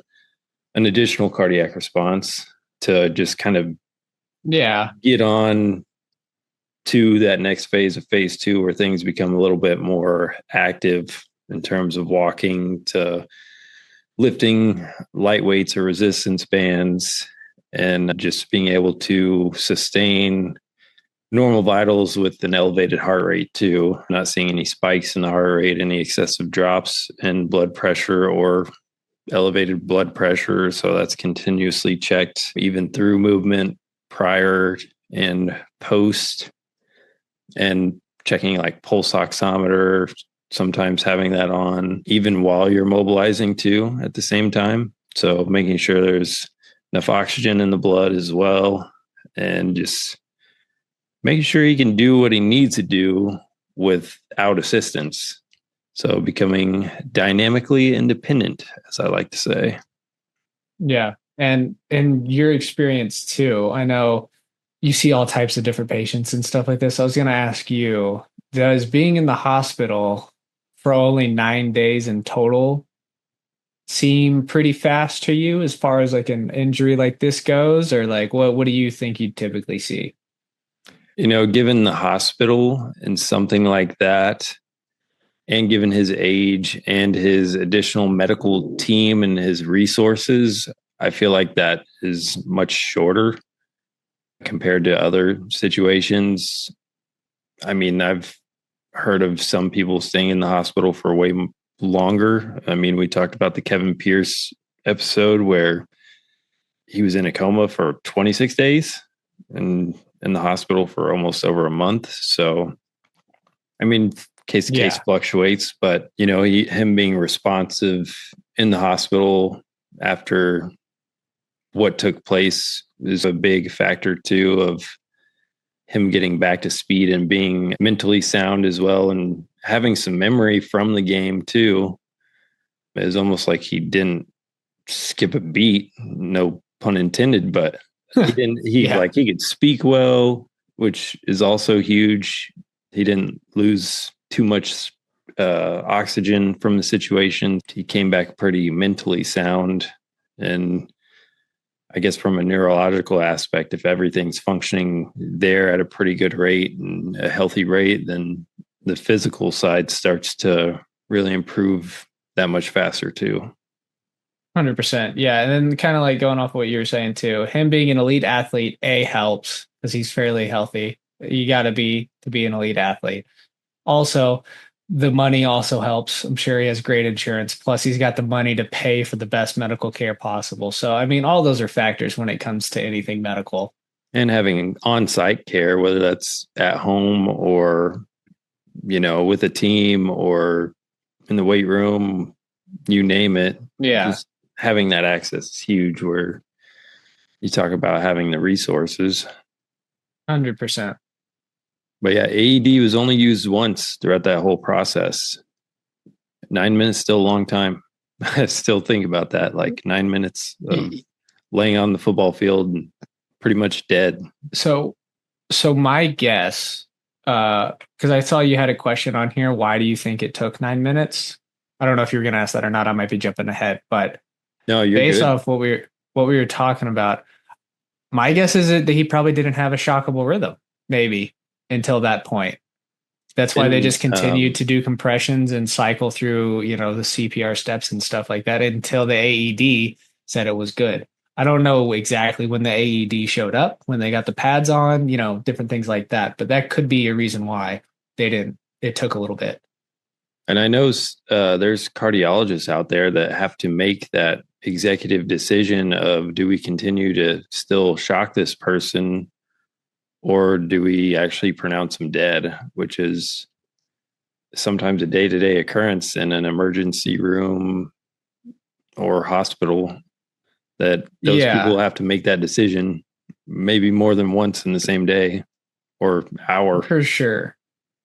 And then also along with like the resuscitation efforts, it's not just compressions, rescue breaths, and AED. There's also other stuff that goes into that.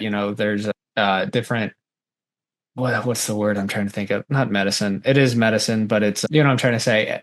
There's other interventions, other medical interventions that they use during the whole resuscitation process, like using epinephrine and different things like that. Like they have drugs that they also give in an emergency situation. It's a good point. Like an overdose, like using Narcan and all that to see how many times that's necessary. What did Alex Green said? 10 times was maximum that they could utilize Narcan until they could enunciate either death or overdose. Yeah, and I think they tell you in an emergency situation too, there is definitely a lot that you can give them that's probably too much Narcan, but at the same time, it doesn't hurt to overdo it versus underdo it. You just want them to get awake and stuff. If it's an OD situation, that's when you use Narcan. Right, correct. Not necessarily cardiac arrest, but basically like there's other medical like interventions and stuff too. No, it's definitely a great point. I'm glad you brought that up. Yeah.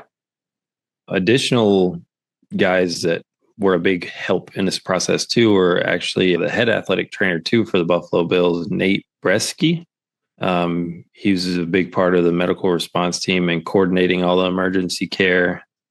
And then a huge credit to the Bengals and their medical staff, their stadium, having that ability to get the ambulance in and out super fast, just additional emergency support, and having the hospital nearby. The UC medical staff, the University of Cincinnati, that is where they transported him, where doctors and other critical care specialists took over from there. And that was with Dr. Timothy Pritz and Dr. William Knight the fourth. They were the key physicians who actually treated him in the ICU. And that's where there was talk about him having to be resuscitated twice, one at the field and the hospital. So yeah, quick administration for CPR and AED is super critical and essentially saved his life, much less allowed him to play football and do what he's doing now. One thing that they might have not talked about too much, especially through the media, is how they had to medically induce him in a coma. And they probably talked about this, I can't remember, but they had to medically induce him in a coma to protect his brain and vital organs, kind of make sure his body temperature drops so he can keep oxygen in his brain and vital organs as well, and just minimize as much brain damage as possible. So it sounded like they did a damn good job minimizing swelling and secondary issues or organ dysfunction if he is able to wake up and remember the game, or that even that they had a game or remember his name. 100%. Because I mean, the first thing that's going to go whenever somebody goes into cardiac arrest is brain function. Reason being is because there's no oxygen being supplied to the brain, and because there's no blood flow or anything like that. That is what the compressions are really there for, is to provide consistent blood flow to the entire body and to the brain. And that's what the rescue breaths are also there for, to kind of continue, you just basically keep everything moving while you get the AED in place and possibly shock them to get the heart going itself again. And so it does really lower heart and lung activity. So the heart rate's not bouncing all over the place, and just keeping a very, very calm system at place with a low body temperature. Yeah, exactly. Which lower body temperature to help slow the metabolism and reduce inflammation throughout the system. I was going to say, Chuck, did you ever get to do a training where you had I guess I would say training tool, not dummy, where you had to do the compressions, and if you did a sufficient compression, the whole body would circulate and turn green? I never did one like that, but I practiced, like I did compressions on dummies and stuff like that. I never had to actually do it on a patient, and I gave rescue breaths and stuff like that. I also practiced like setting up IV lines and stuff like that, but that was pretty much the extent of like the basic stuff that I did. Is some of the training tools out there pretty top tier now, because it'll either tell you if you did a good enough breath, or it'll tell you if your compressions aren't enough force. Yeah. Oh, do you mean like it turns green on the screen? No, like it looks like you can see blood vessels and capillaries, and it spreads from the heart throughout the dummy, and it turns green when you do it successfully. Yeah, I never saw one of those guys, but I mean, I had a machine one that told us like if each one was good or not. And to be honest with you, whenever you're giving compressions, if you've never done it before, you do kind of have to push kind of hard. Like it's not an easy thing to do.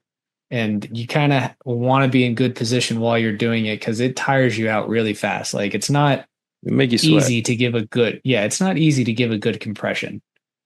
It would turn red too if you didn't do it well enough. Yeah, and it would turn red too if like you didn't give enough chest recoil, if you did it too fat, like different things like that. If you were getting outside the pace, if your breaths didn't work, it would let you know if it was a bad breath or good breath. The chest would rise if you gave a good breath. So I mean, those trainings are really good. Yeah, they're not bad. They're worth it. So to medically induce somebody into a coma, just if anybody's curious, the medical team more than likely use sedatives of either propofol or, I might be pronouncing this wrong, midazolam or fentanyl. And it's mainly to keep the patient unconscious and relaxed. What'd you say? Midazolam? Midazolam sounds way better. That's way better. Ryan, you want to take a shot at that one? sleeping medication, midazolam. There you Nice. go. Yeah. Nice I was job. gonna see if you pronounced it any other way. And then neuromuscular blockers to prevent any involuntary movement that could disrupt his healing or cause inflammation, increase his metabolism, increase body temperature, ventilator support. So just so he can get provided oxygen and breathe until he can breathe effectively on his own. And then the therapeutic hypothermia of keeping his body cool is at a temperature of either 89 degrees to 93 degrees to protect brain function. And essentially, to get him out of the coma, they just gradually reduce the amount of sedation of whatever medication they're choosing to use to kind of elevate his body temperature back. And then continuing to monitor vital signs, oxygen, brain function, and whether he could follow commands or breathe independently and show signs of cognitive function of seeing if he's responsive or not is how he would get out of the coma. And what was the big words he said when he first regained cognitive function? He could breathe independently. When he woke up, what were those words? Did we win the game? And the doctor said, The game's canceled. The game was canceled, but that is the doctor said, yes, Damar, you won. You won the game of life. said, Damar, you ruined our parlay. No. That's funny. No, they weren't betting. I'm sure they weren't betting. But you never know. they said, yes, Damar, you won. You won the game of life. How nostalgic, and I mean, that sounds like they wrote that. Yeah, that's going to be in the documentary or movie one day whenever they make that about him. Because I guarantee you they make something like that eventually. Yeah, exactly. Yeah. I hope they make a movie. That'd be pretty cool. And his response was a major reason or a major sign that showed that his brain was functioning and remaining intact. So they did a great job. Timing, medical staff doing their thing. Education paid off, guys. Nice work. Good investment. No. And Looks like you've gone what? So the other thing that we can goggles. talk about too is, I guess, within cardiac testing, just other imaging that they can do, such as MRIs. And then one thing you got to think about too is rehabbing or making sure broken ribs are healing well, making sure lungs are punctured or anything of that nature. Stress tests, of course, monitoring all vitals, blood pressure, cardiac rhythm during activity, and making sure that's normal. He did not have an underlying heart condition, which I guess they said made his return to football possible. So thank goodness he didn't have anything congenital he was born with or any previous cardiac events leading up to. Shout out to his parents. Yeah. Good genes.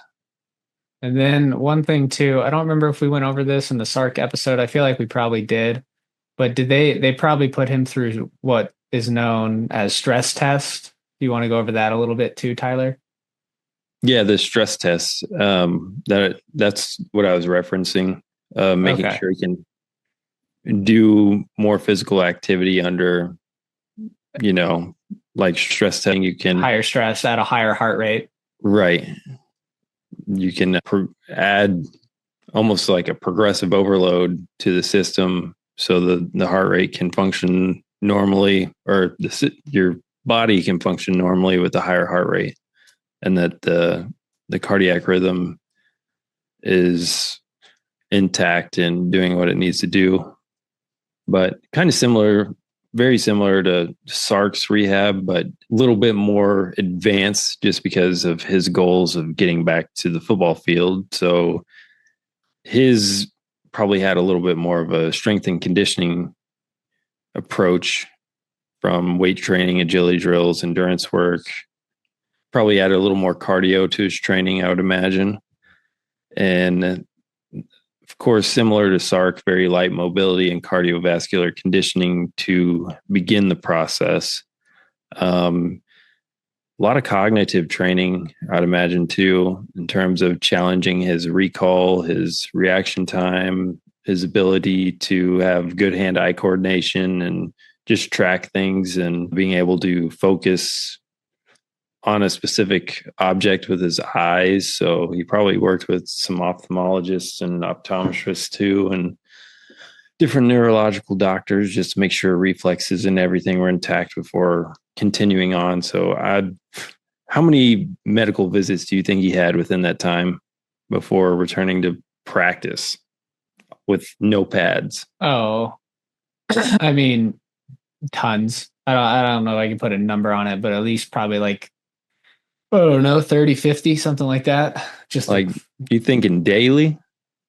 Like they're checking in? I don't know about daily. Daily? But I mean, initially daily, probably, but then it was probably weekly, and then shave it down to 3 times a week, 2 times a week, yeah, 1 time a week. But I mean, to get back to elite athlete status, I mean, I'm sure that he was a top priority for whoever he was working with. Oh, no doubt. A lot of focus there. A lot of focus. And then, of course, sports performance anxiety. My goodness, could you imagine playing defense and then you're still trying to learn how to brace and take hits at full speed? Yeah, I imagine the first hit he took to the chest, he probably had like a panic attack. I'd been like, I need a couple plays off. Give me a second. Yeah, exactly. He probably had his own hand signal of like, hey, I need a break. Yeah, like in practice or whatever. I mean, I'm sure he was like, once he got like the clearance and stuff, like they kind of let him if like he needed a second just to step off to the side or whatever. I wonder if he chooses to lift heavy now, or if he decides to just kind of maybe he does like a Bo Jackson approach now and does body weight only training, or maybe he's just shoots bows and arrows with his feet. Yeah. Yeah. With his feet and his teeth. He adopted a Viking training method. It's all functional outdoor stuff now. It's just Wim Hof. Wim Hof is his only coach. Running in the snow, rowing in the Arctic tundra. Yeah. That dude going barefoot everywhere is crazy. It's like -30 and dude's walking barefoot and getting in the ocean. He's an animal. Wearing shorts. Well, yeah. Well, why don't we wrap this part up and get into our discussion topics? Well, just to clarify, full clearance. He was fully cleared April 2023. So what was the date of the game again, Ryan? The date of the game, January 2nd, 2023.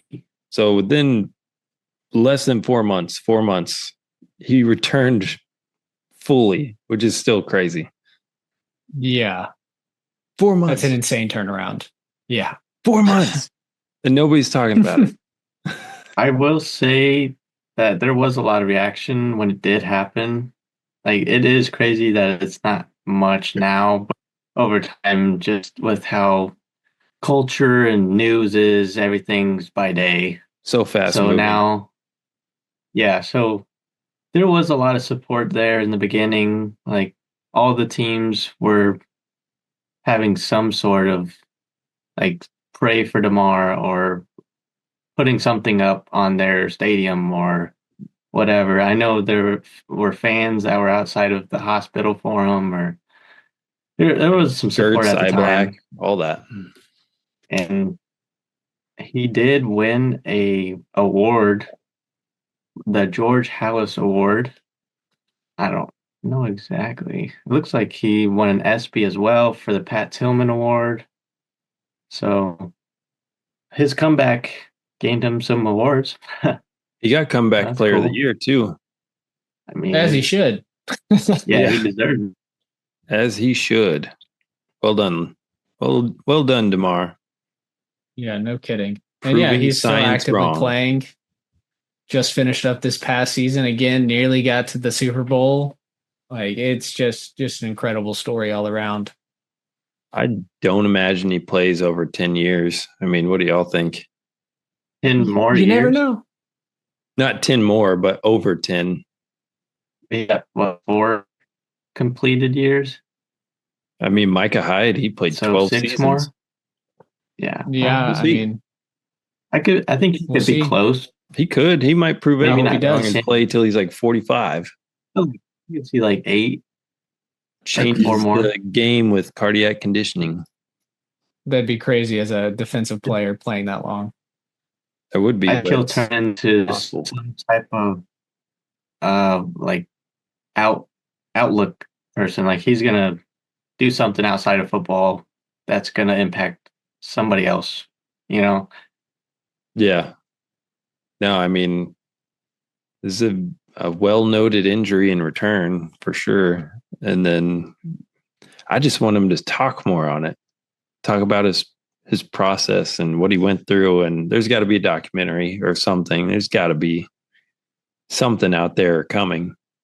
I would hope. Yeah, like Ryan said, I guarantee you they make a 30 for 30 for it. So So, what would y'all rate this injury?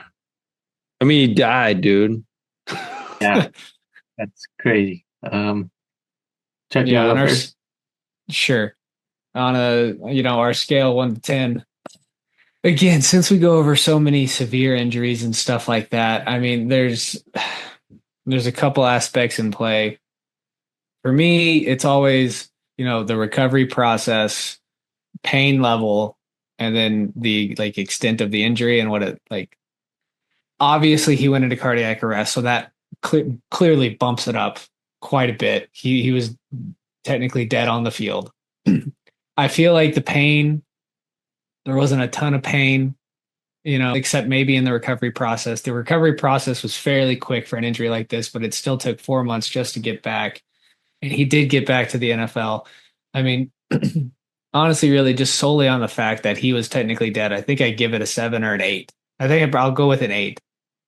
But again, the thing that knocks it down those 2 points for me is just, I think, like the pain level of the injury, like no severe deformities or anything like that. Recovery was fairly quick, and he did make it all the way back to competing again at a high level in the NFL. That's what knocks it down a little bit for me. And what knocks it down for me too, along with everything else you said with that, is it was 4 months. 4 months of Yeah, recovery, which is still nuts. So yeah, I would say, man, it's almost like if he took some psychedelic drug and just came back, brand new guy. But seriously. I would say it's got to be an 8. I was thinking 8.1, 8.2. But yeah, pain wise, I don't see anything major unless they did like partially break his or fracture his sternum. But I didn't hear anything on that. And if it was 4 months, I Didn't don't think either. they would just fully clear him to go play football. Yeah, exactly. Ryan, what would you say?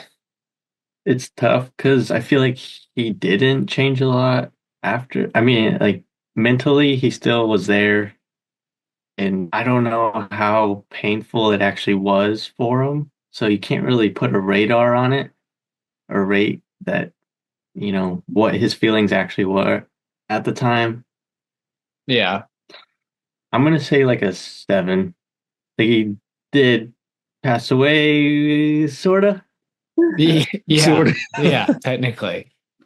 But, other than that glimpse of 9 minutes, he seems like he's still himself. He was It almost in the it Super didn't seem Bowl. like yeah, it wasn't a long stretch of recovery as far as some of our other cases have been. So it's serious, but not as far as losing like all your mental capabilities or something that really ruins your life pretty much. Yeah, even just Yeah, 100 talking or being able to eat on your own. So exactly. Like that I think that the might thing even that bump just gets mine it down up, more. yeah, I think He's the thing still that living just a dream, that's still great. exactly he returned to the NFL. Yeah, I mean that's the highest level of athlete you could be. I mean, Again, the only reason I'm rating it as high as I am is because technically he was dead. I mean, He not. Hard to come back from. yeah. Well, I'll take the next one. What is the worst football hit you have experienced? I would say the worst one I experienced was playing quarterback. I was kind of rolling out of the pocket a little bit, and I had like no offensive line, so I was running for my life. I wasn't just rolling out of the pocket, and I would say this Samoan or Tongan guy got a hold of me, and he probably weighed 100 more pounds than I did at the time. I was soaking wet, 150 pounds, and that dude was probably about 240 or 250, and he bear hugged me and flipped me over and landed on top of me on the ground. And I felt my sternum and back pop at the same time. And I lost my breath for a good 5 minutes.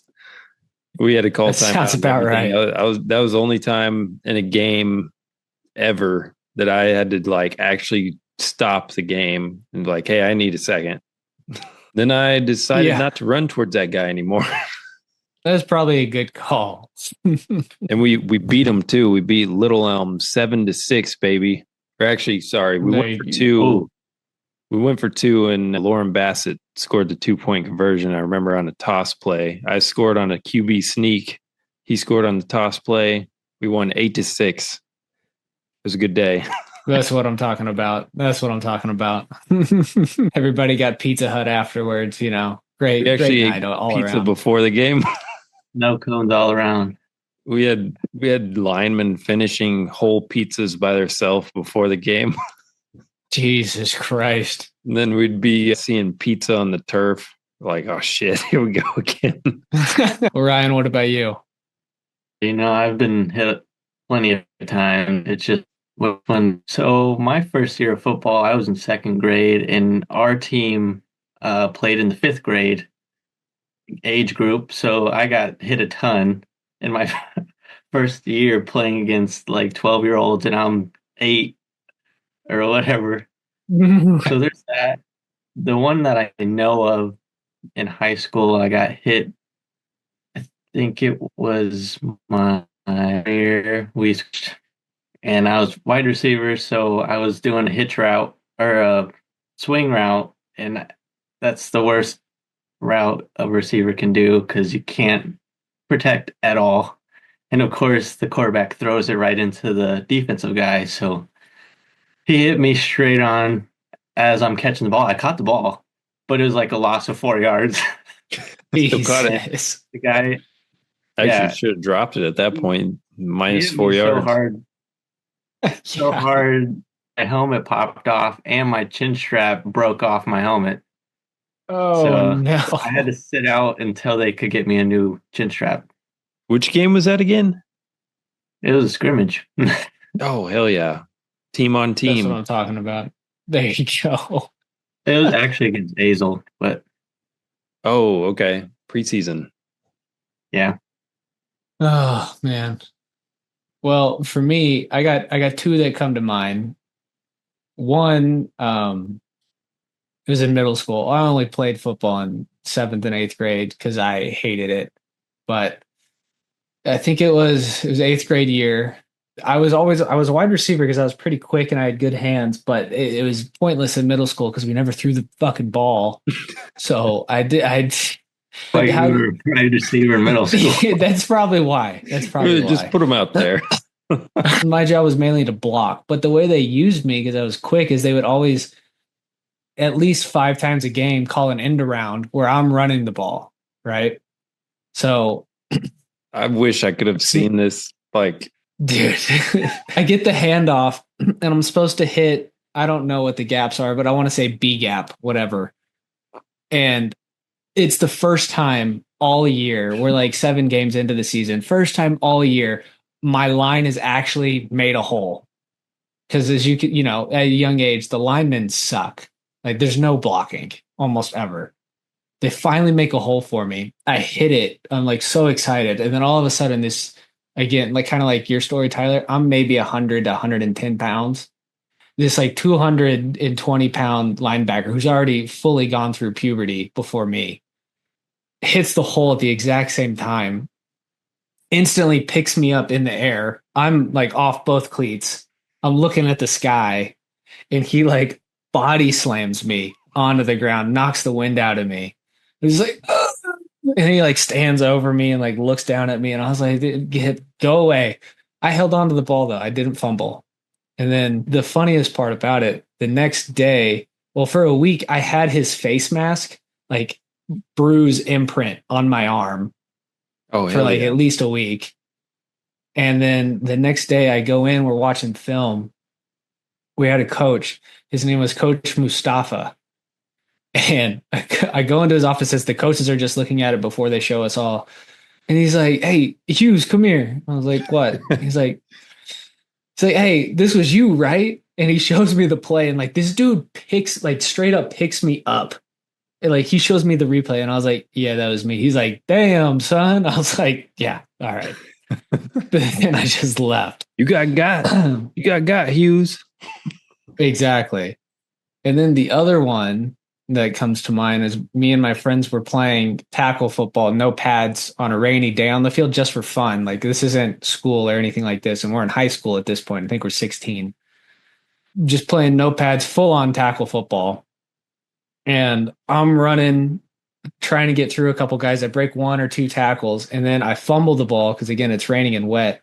I go down to pick up the football, and then one of the other guys comes in with a flying knee straight to my cheekbone. He straight up, dude, he kneed the hell out of me. I go down. The game continues. Nobody's even paying attention. I'm like laying on the ground. I get up and everybody's like staring at me. And I'm like, what? What? All of a sudden I can't see out of one eye because I'm gushing blood out of my face. This is UFC. That's what I'm saying, dude. I'm like gushing blood out of my face. And then we had to go to the hospital. And I actually have the photo here of it before and after the stitch. I was going to show you guys, see if I can show you. Oh, That's me. Oh, shit. Dude, that's what I'm saying. That's me. Your new background. Yeah, Oh. and then here's me with the stitches. That's me after stitches. That dude blasted me. That dude blasted me with his knee. Oh my God. Yeah, dude. Oh, dude, you should make that your Instagram photo. It's not a bad one. No, it's not. People would be like, Yeah. what the fuck? Dude, it was wild. I still have the scar to this day. I don't know if you can see it right now. Let's see. Oh, I think it's this side. Can you see it? Oh, damn, that's what that is? Yeah. I just never asked about that. They're just like, yeah, that's how his face is. No, I got fucked up. Now we know. Now you know. Anyway, I added another discussion in here because we didn't talk about it. I briefly saw this whenever we were doing research. Did you guys see any deaths that have ever occurred in the NFL? I did not. I don't remember ever watching it like that. Oh, okay. The only one I saw, again, I didn't really look too much into it, but the one that popped up, it was the craziest thing because it was a guy on the Lions from the 70s. And I believe I already told you, but do you remember what his name was? Chuck Hughes. Chuck Charles Hughes, baby. His name was Chuck Hughes. I was like, what the fuck? That's crazy. Dude, he kind of looks like you too. You just look him up? Yeah. Charles Frederick Hughes. Dang, he's only middle name's different. How did he die? Cardiac arrest. Heart attack on From the field. what though? Like, oh, okay. All right. Well, that wraps up that topic. He was a wide receiver too. Hey, that's what I'm saying, dude. He's from Abilene, Texas. He went to Texas Western. All right. Texas Western Miners. So it used to be UTEP, or it is now. Oh, okay. And so he suffered an injury in a preseason game against the Bills, which led him to collapsing in the locker room. And then the doctors did not know what was wrong. They suspected a spleen injury. They released him, despite him not being recovered at all. And says Hughes, who would suffer from what he believed was acid reflux for the remaining 2 months of his life, insisted to continue to play, saying that he was experiencing not that bad of pain. And the Lions were driving into Chicago territory on October 24th, 1971. Hughes entered the game as an injury replacement, caught a pass from quarterback Greg Landry for 32 yards and a first down at the Bears' 37-yard line. 3 plays later, Landry threw a pass that tight end Charlie Sanders dropped near the end zone. Hughes, a decoy on the play, began running back to the huddle with 1 minute and 2 seconds on the clock. Suddenly, he dropped to the turf, clutching his chest on the 20-yard line. He collapsed near Bears linebacker Dick Butkus, who saw him convulse violently on the field. Butkus mentioned to the sideline frantically to get Hughes assistance. And he was carted off in an ambulance and later pronounced dead that afternoon. He was only 28. Jeez. Sounds kind of like a Von Erich brothers situation, that wrestling family. Yeah. Yeah, we're gonna live close to them. Yeah, they're from the Dallas-Fort Worth area. They're from Lake Dallas, pretty much. Yeah, we're gonna cover them in an episode at some point.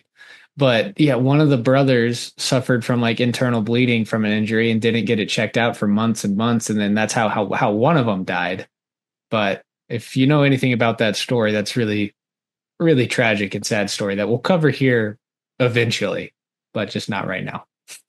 So it said Chuck Hughes had a direct cause of death of coronary thrombosis. It cut off blood flow to the heart and caused a massive heart attack. Yeah, that'll do it. Jesus. Said his coronary arteries were blocked 75%. That is quite a lot. So medical teams shall we move on to the next way. one? Yes, they have. Ugh. He's actually the only other player in the NFL who's ever suffered a cardiac arrest in game, just as Damar Hamlin did. I gotcha. All right. Well, that covers that. Shall we go over the Super Bowl? Terrible. There we go. 12 yards of offense at half. I mean, come on. Terrible. I was bored out of my mind. I mean, the Eagles just had their way with them, destroyed them. All I wanted was a good game because I don't like either team, but it's just not a very entertaining game at all. Agreed. I wanted an entertaining game, a high energy, a lot of scoring, a lot of yards, and we didn't get it. Saquon got a ring though, so I guess that's cool. Yeah, good for him. Ryan, what do you think? I was kind of like just wanting to watch a lot of offense because I don't really care. But I think Bills do just have a better skilled team. And it was nice to see Worthy have a good game. Worthy did have a great game. Guy. So that was at least cool to see. I wish he had a ring. Yeah, I wish he had a ring too. It was, that's true. It was super. Hoping for good commercials. Commercials were There's some weird commercials were right. I like the seal one where Seal was a seal. Oh my gosh. The Mountain Dew one. I thought that one was funny. The Doritos ones were pretty solid with the aliens. The alien abduction ones were good. I like those too. I thought those were good. Those were probably the most creative. Yeah, and really that was about it. I mean, you get your typical Budweiser one with the Clydesdale. I always look forward to the Budweiser one. I like those too. That's cool to see what they do. And then your typical ones about like, unity and equality and all that good stuff. But I was gonna say, it was kind of funny. My store manager had a parlay on the game, and it was like, what was the parlay? It was like somebody not getting. It was the receiver to receive the longest passing touchdown, and he picked who was the receiver that caught it from Jalen Hurts on the Eagles? That really long one. Devontae Smith. Yeah, so he picked him, and he was about to cash out on the parlay, and then Xavier Worthy's touchdown from Patrick Mahomes in garbage time Like ruined it 63 for yards. him. Yeah, he was so close to cashing out on that parlay, and Xavier and Mahomes ruined it with that pass to Worthy. It was kind of funny. Were y'all working during the game? No, well, I mean, I was working until 5 o'clock that day, so I got home like maybe halfway through the first quarter. Oh, gotcha. But what do you think of the halftime show? I mean, I didn't think there was anything wrong with it. I love Kendrick, so um, thought it was cool he got a chance to do that. His jeans, though, y'all a fan? Yeah, those were tight. The I bell thought the whole bottom boot stage cut setup was jeans. pretty cool. Like the setup and how they went to every spot. I like that.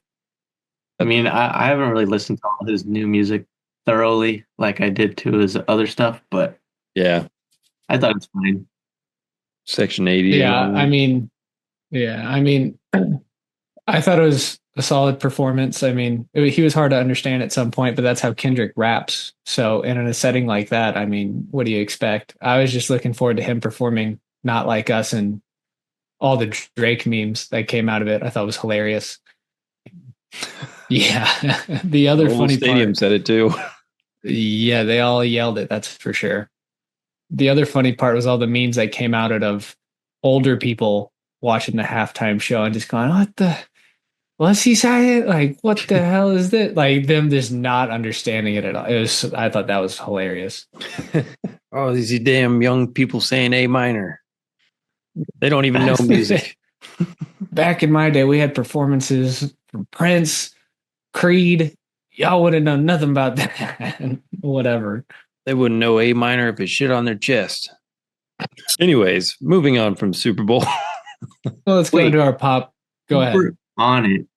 Just early prediction. Who do you got? For next season. Yeah, might as well. Lions I'm have going. a huge dependency on Aiden Hutchinson, so no idea how he's going to bounce back because that was a crazy injury too, and he's a big dude. Going Denver Broncos, baby. Oh, Knicks. Sean Bo Payton. Nick's taking him to the ship. Sean Payton. I like that. I like that. Trophy.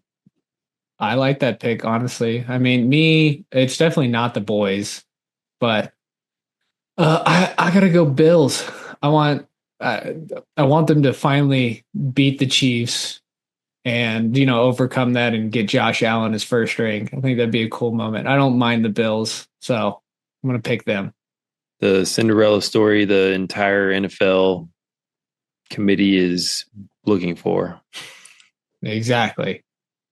How do you think I Derrick wouldn't mind Henry the Ravens. do Yeah, what? there you go. I said I wouldn't mind the Ravens. I was going to say, how do you think Derrick Henry's going to bounce back? Think he's just going to keep doing his I mean, thing? he had a good year. Yeah. He's an animal. So yeah. If somebody's cloned, that guy's cloned. Hey, I know somebody's out there or somebody out there saying the Eagles are going to repeat.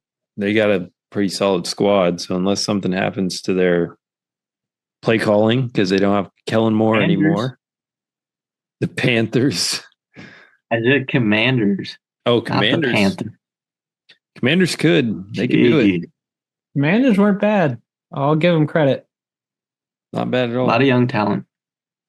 A lot of young Okay, talent. so just to be clear, we got Bills for me, Broncos for Tyler, and Ravens for you, Ryan.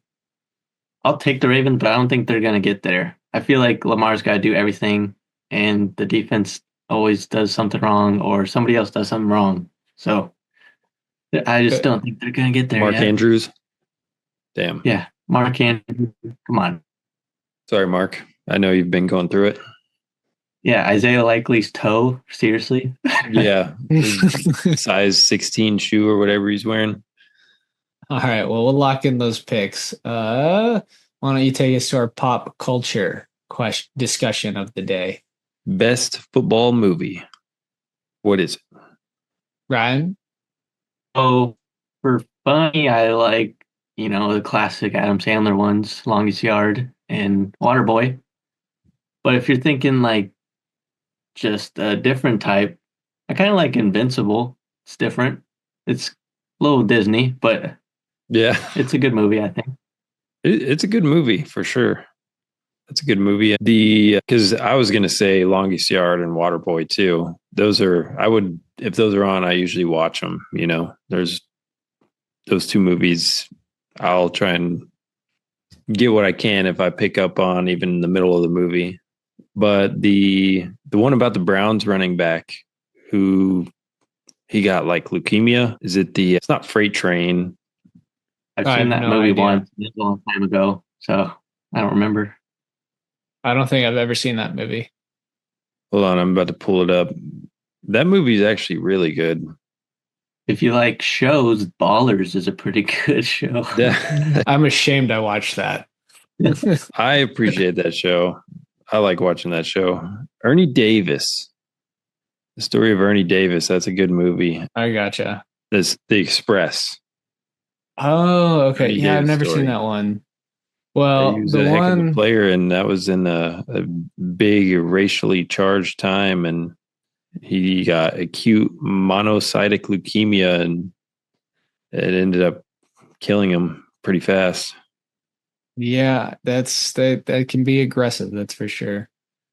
Well, kind of piggybacking off of you, Ryan, I'd say if I go one funny one serious one, the funny one, let's see.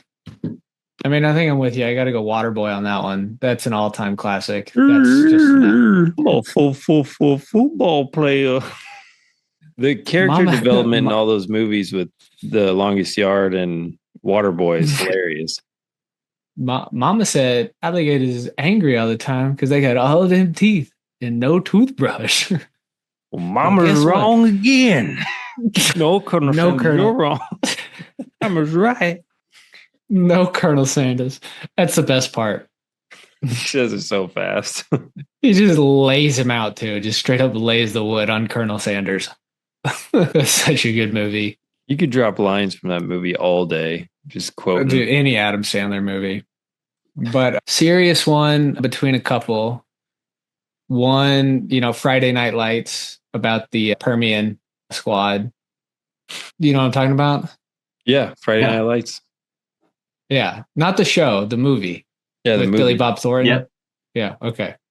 I like that movie a lot. And Tim McGraw's in it. He's an abusive alcoholic dad. Great film time on his part there. Yeah. Hey, Tim McGraw, Blindside. There you go. Yeah, he's a big No. football guy. No, in the Blindside, Yeah. Taco Bell. He owns. He owns all the fast food restaurants. That's true. The only other ones I could think of, I'll give some honorable mention, is My All American. You know that story? Yeah, that's a good one. Yeah. That's about the Longhorn football player who got diagnosed with, I think it was bone cancer. He had to have his legs amputated Mm-hmm. when they won the national titles in, I think, 69 and 70. Freddie Steinmark. Freddie Steinmark. Thank you. Yeah, we were going to do a story on him too at some point. He's in the list. But yeah, that's him. Ernie Davis was only 23 when he died of the leukemia, and Freddie Steinmark's super young too. So those are tough movies. we could do a story. We could do a story on Ernie Davis as well. But yeah, those are real serious, really good movies. If you haven't seen those, check those out. The other honorable mention I was going to say is Radio.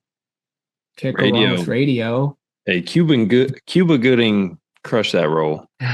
Yes, he did. He did such a good job. Only other one that I was thinking of was the one about the Arkansas lineman. What was it? You know what I'm talking about? I don't know if I've seen this one. Yeah. I don't know that. The Jerry Jones? No, I forget. I forget his name. Jimmy Jones. I forget his name, but it was like a true underdog story. Like he was ruled out. What? Pac-Man Jones? No. But he was like ruled out as a kid. Like nobody ever thought he was going to get recruited. And all he ever wanted to do was play for Arkansas. And he finally got the shot.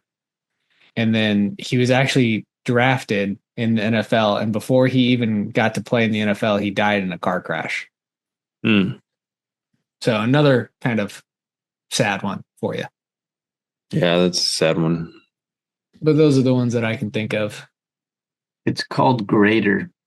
Greater, that's right. Greater. Yeah, that's on Netflix. Yeah, I've never seen that one. I'll have to watch that one. I definitely recommend it. It's a good one. We Are All right. Marshall. That's a Well, good one. Matthew McConaughey. We Are Marshall's a great one. I mean, and obviously you can't go wrong with, why am I drawing a blank? Remember the The Titans? the most famous one of all time. Remember the Titans, of course. That's a good one. I think it's a little saturated, but it's not bad, you know. It's not a bad movie at all. Some people were arguing it's a Christmas movie this year. I don't know how that's a Christmas movie, but They have like a okay. Christmas tree up in a couple scenes. That's like Die Hard being a Christmas movie. Yeah, pretty much. I mean, I'll give them that one. I do consider Die Hard a Christmas movie. Just put you in that I'm one of the jolly mood. yeah, dude. That warm, fuzzy, and jolly feeling comes back. Yippee-ki-yay. I mean, come on. All right, well, let's move on. Next one is some nutritional stuff. So I do have some two things to add on the movies. Oh, sure. Go ahead. So Friday Night Lights. I actually got to play on that field, scored a touchdown on that field, ran a dude over on that field. So that movie always brings back some movies or memories. And then Nice. Lawrence Taylor's appearance on Waterboy. He's Adam Sandler's like running through the little kids camp. And he's like, it leads me to another point, gentlemen. Don't smoke crack. Yeah, that's right. I forgot about that. And they're all just like, yeah. Yeah. and That moving on. movie's just all around. You're good. Well, so shall we go over our heart healthy food option of the day? Heart healthy food option. All right. You know me. I'm going to say salmon. We love salmon. Sushi. Sushi. That yours? No, I'm going to say green tea. Green tea. Okay. No green tea. It's simple. You just boil it up, throw that tea bag in there, and you're good to go. There you go. That's about right. Microplastic free bags. Well, the one I was going to pick that isn't something you might not think off the top of your head is dark chocolate. As long as it's not saturated with a bunch of sugar and saturated fat, it's a solid option. Has been known to reduce blood pressure and lower the risk of heart disease. Main thing is that it's packed with, whenever it's like high in flavonoids, which is, I'm reading at it now. It's like particularly a subtype called flavanols that is associated with a lower risk of heart disease. So certain chocolate can be good for the heart as well. And cocoa chocolate and dark chocolate for sure can help increase the amount of stem cells present in your blood volume. Really? I didn't know that. Yeah, it's a pretty cool little fact, little tidbit. So yeah, and stem cells just help promote healing and stuff like that overall. Yeah, so I'm sure that reduces it. Cellular inflammation. Level. Yeah. So eat that chocolate. Eat that chocolate. Low sugar. Of course. Yeah. You got to pick the right ones, obviously, but still. Everything in moderation. Yes. All right. Well, let's see where we're at with this exercise challenge now, too. So last time we were on and discussed this, it was for side planks. Side planks. How did we do? Not too bad. Not gonna lie, I stopped keeping track again. I kept track up to 10 minutes on each side, which I feel like is not a lot for the month in between these episodes. But if we were doing it for our 2 weeks span, I think I got about that too. I know I was sending numbers to y'all. I can't remember what numbers I got to that I was sending y'all, but I know I got up to 10 minutes also. Well, I got an idea. There was a day I did like 5 minutes of side planks in the gym. And I was keeping y'all in mind. Yeah, that's how I did mine. I would do it like one time for a really long time. Like the first time we did it, I think I did it for 4 minutes the first day. And then I don't know the next time. Like a 4 minute side if plank? I did it again, well, I would split it up like minute and then a minute, and then a minute. Keep going back and forth. I feel like we all did the same thing because that's exactly what I did. Just did as much as I could, like 1 or 2 days. Rush them. Yeah. Well, then in that case, since we kept like not necessarily recording as much, you want to call that a draw for this round? I would say so. I did not win that one, but I'll take a draw. All right. To be fair, I say we call it a draw. To be fair. To be fair. To be fair. To be honest, right. you're cool, but we don't talk much. Yeah. To be fair. Well, I'll say I have an idea because I feel like we're slightly unmotivated a little bit. So I think we should add a little something to make this something that we kind of all commit to a little bit more. I was thinking maybe once every 6 months or once a year, we tally up like who's won the most amount at during that time period, and whoever has won, we have like a pot. Like say we each throw in $100.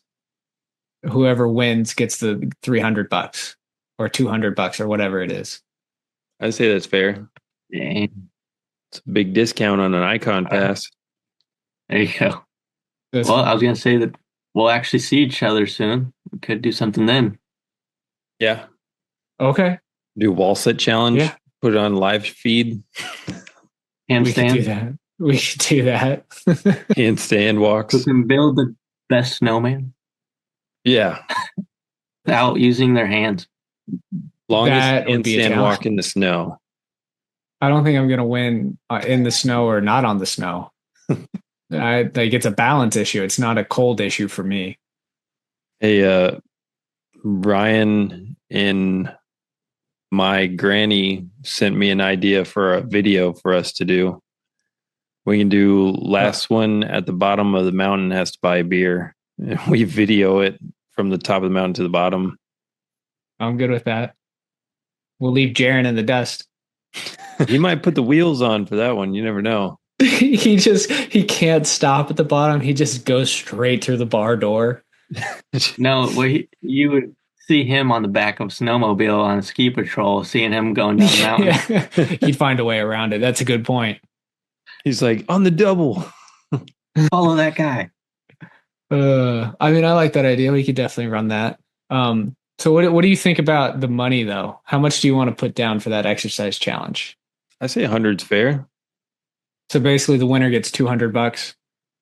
Oh, basically gains 200. Yeah. Okay. Do you want to tally it up every 6 months or every once a year? We do 6 months. All right. Every 6 months. So let's say since I've been keeping track. So right now I'll tell you where we sit. With this as a draw, let me find it. Or we could do lower stakes more frequently. We could also come up with a different, bet every challenge. I mean, whatever you guys want to do. Yeah, we can talk on it more. Okay. Well, 6 months on the check-in to tally up, though. I think that's a good idea for that amount. Okay. All right. Well, as of right now, let's just say since the beginning of the year, so January, February, let's check back in for this, for tallying everything up for the 200. We'll call it, we'll say at the end of June, we'll see the tally. But as of right now, it stands at Tyler with 1 win, Ryan with 1 win, me with nothing. Well, I guess it's 2-2-1 now. Well, yeah, I'm just not going to count the draws. Oh, okay. But basically, you've won 1, Ryan's won 1, and I'm at 0 on the board so far. Sounds good. Unfortunately, but that's okay. So speaking on that, what's the next challenge? What are we doing? Push-ups? I'd say we do the handstand walk in snow. Okay. What if there's no snow? Or we do a handstand walk do it in Glenwood Springs or Aspen. We do a live stream. I mean, like a race or length of how far we can go? Yeah. Oh, okay. Like sure. Maybe we just mark it like long jump or something. How many attempts? I say we get like 3 attempts or all right. Maybe 5 attempts. We got to adjust to the altitude and Gloves or no gloves? however No you want to do gloves. it. If you want to do no gloves in the snow, do it. Pain is weakness leaving the body. Board on the feet or no? No. Do it at the base of Copper That's Mountain.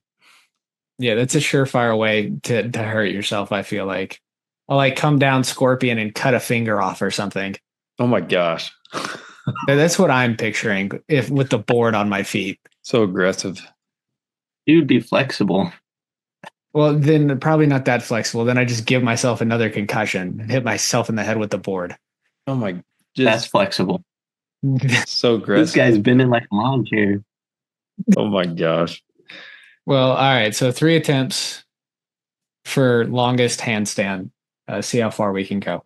We'll put And that then on the we live can, stream. We can bet on Jaren and Noah between the two of them, and we can get an extra point on who goes the first with those two. Okay. I like that idea. Or we just get them in the live stream too. See who wins. Yeah. Well, yeah, we do it on the live stream as well. We'll make up some different competitions for the live stream that week. Yeah. So if you're interested in seeing who can do that, tune in. Watch Chuck cut his own dick off. Yep. Yeah. There you go. All right. Well, I think we got that down. Why don't we move on to our last one? What to pack for a ski trip? Must-haves. Goggles. Crotch warmers. What'd you say? What? Nothing. Goggles, gloves, socks, underwear, leggings, helmet or rent one. Skis, helmet, boots, bindings, one. 3 layers of clothes, hoodie, jacket, leisure, cold clothes. Yes. maybe a hat, Underwear. Comfy sunglasses, clothes for the cabin and or B&B or hotel. shovel if you're doing backcountry stuff. There you go. Avalanche kit. That's a good one. Walkie-talkies. Sunscreen. That's a good one, Ryan. Chapstick. Chapstick. Beacon. Hoodies, jackets. GPS locator. GPS locator, honestly. Phone charger. GoPro. Insta 360. Yeah, Bluetooth radio. JBL radio. Snacks. Snacks. Snacks. Energy Couple drinks. Backpack beers. Yeah. Ibuprofen. Ibuprofen. Swimsuit for a hot tub. Swimsuit's a good one. You can't forget the swimsuit. Maybe some towels. You might need a towel. Birthday suit. That comes with me Bandana. everywhere. Bandana or neck gaiter. Yep. Stickers. Beanie. Stickers to put on chairlifts and walls of your local cafe or brewery or restaurant. That's all I got. Draw it on there. And a smiling face and a positive attitude. There you go. That's all you need to have a good day. Don't be grumpy. Do not be grumpy. No, sir. If All you're right. driving enough Well, money for gas. that too. Snow chains if you need it. There you go. Last one. Snowboard or Isn't ski that a bag. law? Colorado? Yeah, certain roads you have to have chains available if it's needed. Like on I-70 in certain spots, mountain passes, whatnot. You think rental cars give you that? Probably not. Probably not. Some might. I've never personally had to put them on though. I've never put on. I have chains in my Jeep, but I've never had to personally put them on. So I've never had to put them on either. At least myself. yeah. Like All right. Well, gold chains, 2 chains. 2 chains. why don't we wrap this up and go to bed, boys? Per usual, if you have any listener questions or if we missed something or got something wrong, feel free to shoot us a DM over on the Wavy Gang page on Instagram. That's probably the best way to reach us for right now. Check us out on our website, wavygang.com. And as always, stay wavy. Have a Like good and one. subscribe. Oh, wait. Like and subscribe. Last thing now. Ryan, Yes. can you give the people out there an idea of some excitement for what we're recording next? We're recording next. I did want to add that Damar Hamlin's foundations, if you do want to check those out, he started a campaign with HeartMates that is linked with Abbott, and they do medical devices that go with heart and just looking out for people with heart conditions and stuff like that. So if you want to support that, also his foundation is Chasing M's foundation is also going towards heart health and safety, youth, like getting AEDs to schools and such, athletic trainers. So if you want to support that as well. Nice. Good addition. Okay, good shout out right there. Nice. And I think too, if you want more information on that, maybe we can post a link or something on our Spotify and YouTube. That can maybe direct them to a page where they could find out more info on that, and maybe where they can donate or how they can help, or just get some info on it. Yeah. In the YouTube description. Yeah. Again, we're going to post links to the American Heart Association CPR, basically pocket guide. Kind of gives you a breakdown on proper CPR procedure if you're interested in that. Again, recommend signing up for a class and learning it. I think it's a good skill for everybody to learn. It's very accessible. American Heart Association does a pretty good job on that as well. Yeah. Anybody else have anything to add? Save a life. Any recommendations for next episode? Well, that's the thing. How are we going to structure this? Are we just because we're going to have a couple guest appearances. We're going to try to record them with Jaron and Noah. Okay. So with that, I think I want to link up with them, maybe see what they kind of want to do, and then we'll all get together, talk about it. Maybe okay. And then again, we don't have. I was going to say review of like a day after the slopes, recap of a day after the slopes, and then a recap of Snow League. Yeah, I think that'd be a good one. Make it another events episode. So just not another injury episode, another event episode of like kind of what we're doing and some cool stuff going on in the snowboard community. And we'll do that for every kind of event we go, like sporting events or stuff like that we go to, and stuff that's out there that's kind of cool. So I think that's a good idea. And we'll talk to Jaron and Noah, see what they want to do, and we can kind of go from there. So that's what you can expect on the next episode of The Next Wave. I think we do that on the Insta 360 with them out there. I think that'd be sick. Get a whole photo of the room. Yeah, and I just downloaded the Insta 360 desktop video editing stuff, and I was going to download Adobe Premiere Pro because they have like a tie-in with that. So I was going to try to start doing some video editing on that too. But that's a good idea. Pick up sound pretty well. From what I can tell, yeah. Nice. I'll bring my mic with me just in case, because my mic's pretty good. Let's go. But we can kind of go from there and see what works and whatnot. Perfect. But yeah, so without further ado, again, comment, like, subscribe. Everything helps. And stay wavy.